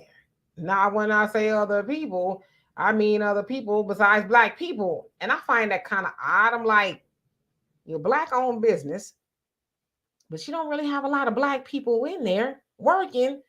And I know for a fact there's a lot of Black people that live in Houston. So it's like, what's really going on here? So I would even say in those cases, if it's a Black owned business and they don't have many Black people working there, they're not going to get my money either. Right. So I hope that helps. J Bubba, how are you doing? Says, watch, we will be eating their damn food. Okay. Common Man 80, how you doing? Says, because they came from Asian countries that support them. Yeah, they are practicing group economic, which is what they're supposed to be doing. I'm not ever going to be mad at that. And then GC Martin, how you doing? Says, it's not the Asians, it's us, not the US, it's us. I have a theory, and I honestly believe we can change things if we look at this theory. Okay, well, we'll have to examine that next time as we are about to get out of here. Facts Not Feelings says affirmative action repeal will be used to screw over Asians. White supremacists did a chess move on them and they did not realize it. Blacks will not scapegoat Asians, just leave them alone in arms of white supremacists. Yeah, it's not even us that scapegoat. I mean, hell, they know we don't have no real power. It's the white folks that I would say let the Asian go right ahead. Y'all going up in there because y'all getting everything you want, and tell them that you do not like affirmative action, and they'll probably give it to you, and they did. So it's them other folks. It ain't us, right? Common Man says the Black American have no other countries to depend on except for the United States. I'm not really quite sure where you were going with that, but okay. And I'm just reading. Y'all see y'all talking to each other. Easy says, D, we know with our athletic ability, we are more of an asset to the endowment. Yeah, we always have been. Y'all know that Ice Cube, he's got the big three. He spoke out last week about the NBA and gatekeepers, I guess, in the Democratic Party, messing with them, specifically the NBA, telling other sponsors to not deal with him, right? And he's like, there's so much money to go around.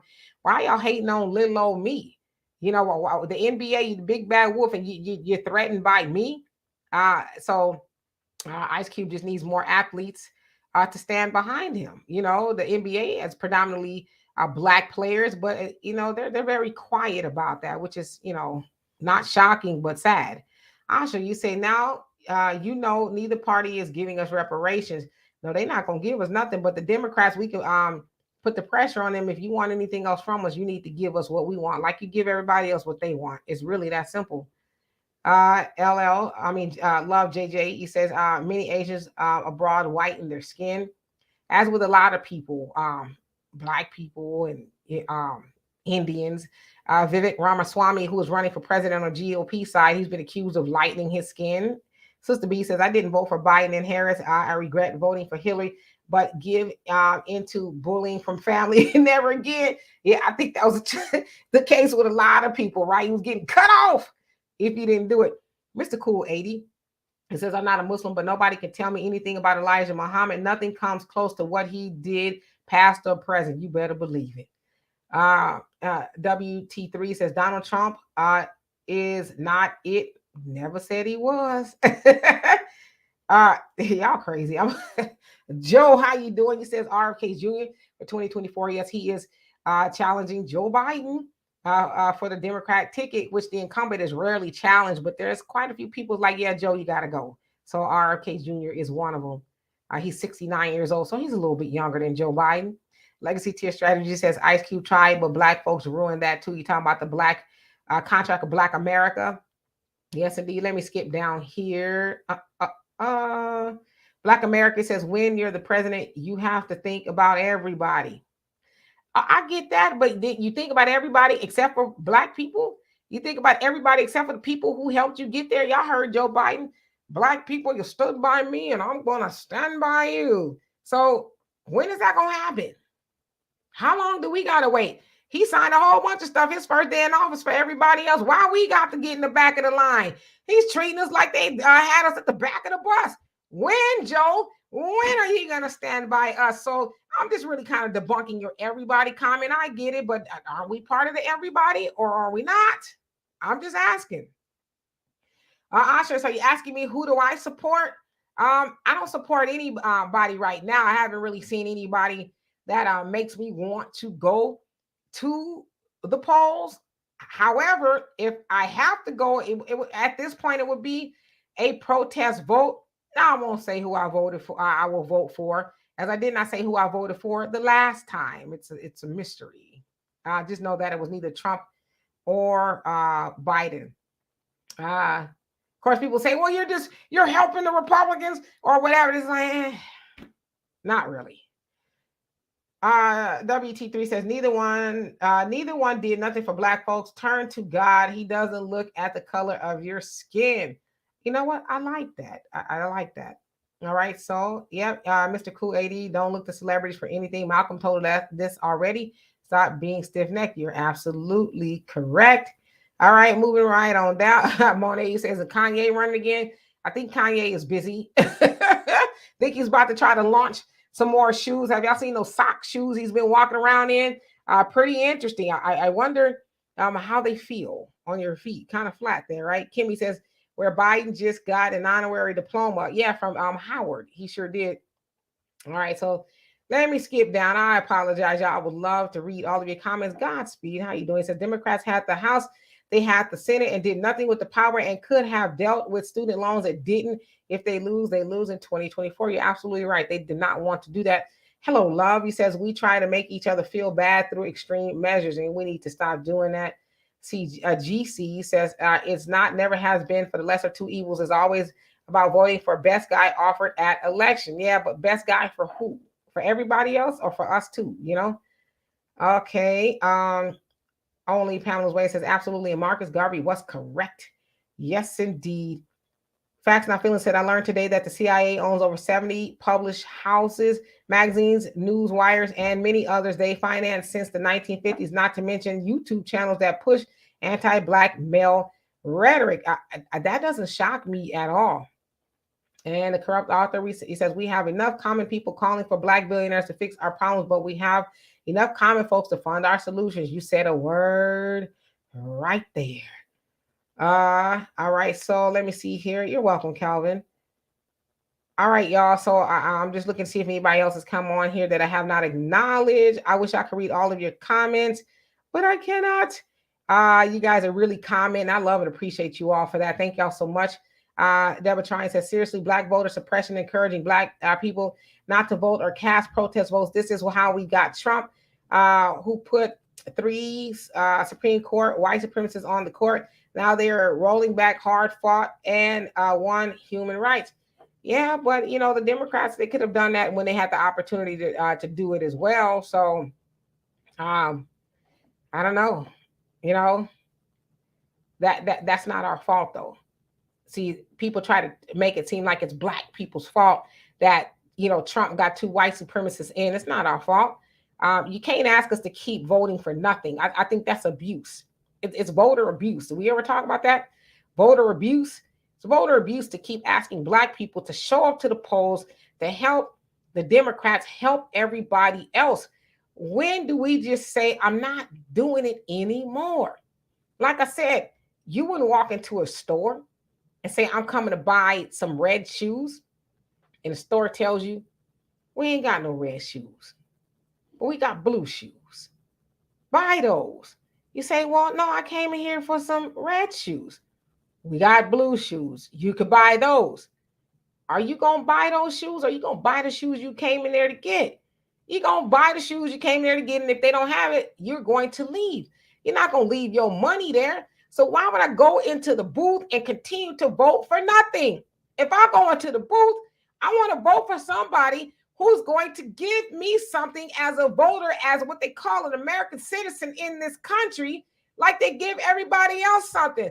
But stop expecting Black people to go line up for more of nothing. That's abuse. And I, for the love of God, would love for Black people to wake up and say, I refuse to participate in the abuse that is being handed to me on a regular basis, especially by these politicians, specifically the Democrats. Just say no more voter abuse. That's the campaign we need to start. No more voter abuse. Stop asking me to waste my gas money, my time, or anything else that I have to show up to those polls to help you, Mr. Democrat.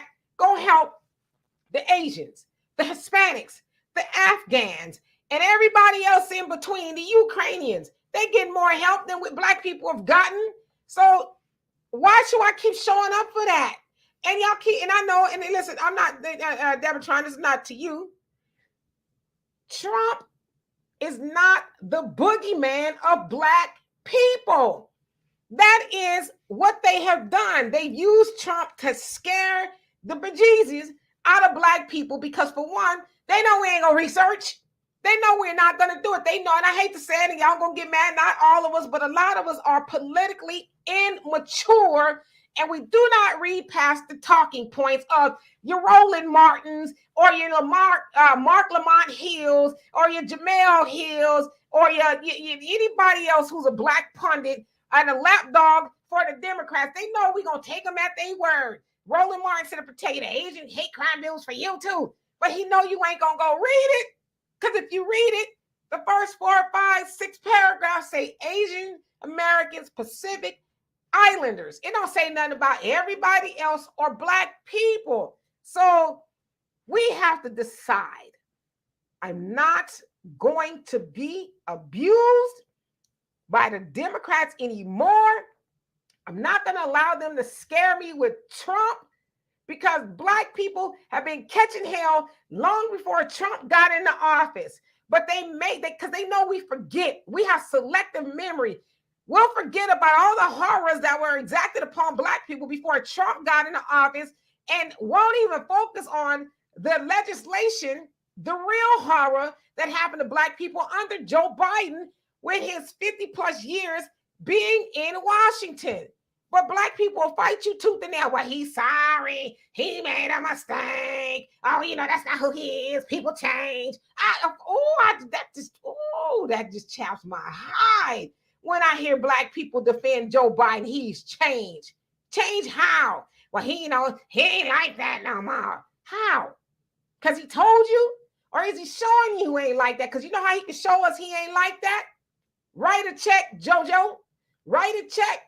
But he ain't going to do it because he says, I'll be damned if I'm held responsible for something my ancestor did. And now he was speaking about reparations. I ain't going to give you reparations. His homegirl, Kamala Harris, no, I ain't going to do something just for Black people. But she's supposed to be Black people. But y'all focusing on the bouncing ball or the distraction, which is Trump. Does Trump love Black people? Hell to the no. Has Trump done some things to harm Black people? Yes, he has. Has he done some things to help Black people? Yes, he has. Y'all got selective memory. Y'all remember before he became president, every Negro was in their songs and everywhere else. Trump was everywhere. Oh, I want to be like Donald Trump. Oh, Donald Trump's the man. Oh, he's wealthy and this, that, and the other. All these Negroes, including Al Sharpton, Jesse Jackson, and everybody else you can think of, piled around with him. But then when he became president, now all of a sudden he's this boogeyman. Black people beware, he might be hiding under your bed. Come on, Black people. Let's start thinking. Let's stop letting them control our thought process. Let's start thinking for ourselves. That's the real freedom. You want to be free? Start thinking for yourself and watch the shackles come up off you and come up off the rest of us. So Anyway, I could be on here forever, but I'm not going to be. And hello to everybody that came on here. I do love you. Sydney Thurston, how you doing? It said this place will fail if we stop spending. You better believe it. Damien, how you doing? It says title is misleading and inaccurate. No one needs affirmative action. No one. Well, hopefully that you've watched the show and you can see kind of where we went with that. But I love and appreciate you for commenting anyway. Peace unto you, Easy. And everybody else, I truly do love everybody. Thank y'all so much. Yes, Brother Sam said the abuse generally loves the abuser and tries to transform him. They have become comfortable choosing abusers because it's familiar. You better preach. Flornery, how are you? Flournoy, how you doing? All right, so I gotta go. Hi Cube, how you doing? Lonnie, how are you doing? And everybody else, thank you, Kimmy. Yes, I finally reached 15,000 subscribers, and thank you to each and every one of you. Totally love every guy, all you guys. See y'all on Tuesdays, 4th of July. I don't celebrate 4th of July. Will y'all be here if I'm here? Donovan and I, we usually do a live show. Donovan, I don't know, maybe he'll celebrate. I don't want to speak for him, but we'll show up. If you guys show up, we will love and appreciate you. But anyway, y'all have a great rest of your Sunday. Stay cool and dry, depending on wherever you are. Simo, how you doing? Say you will be here. All right. Peace.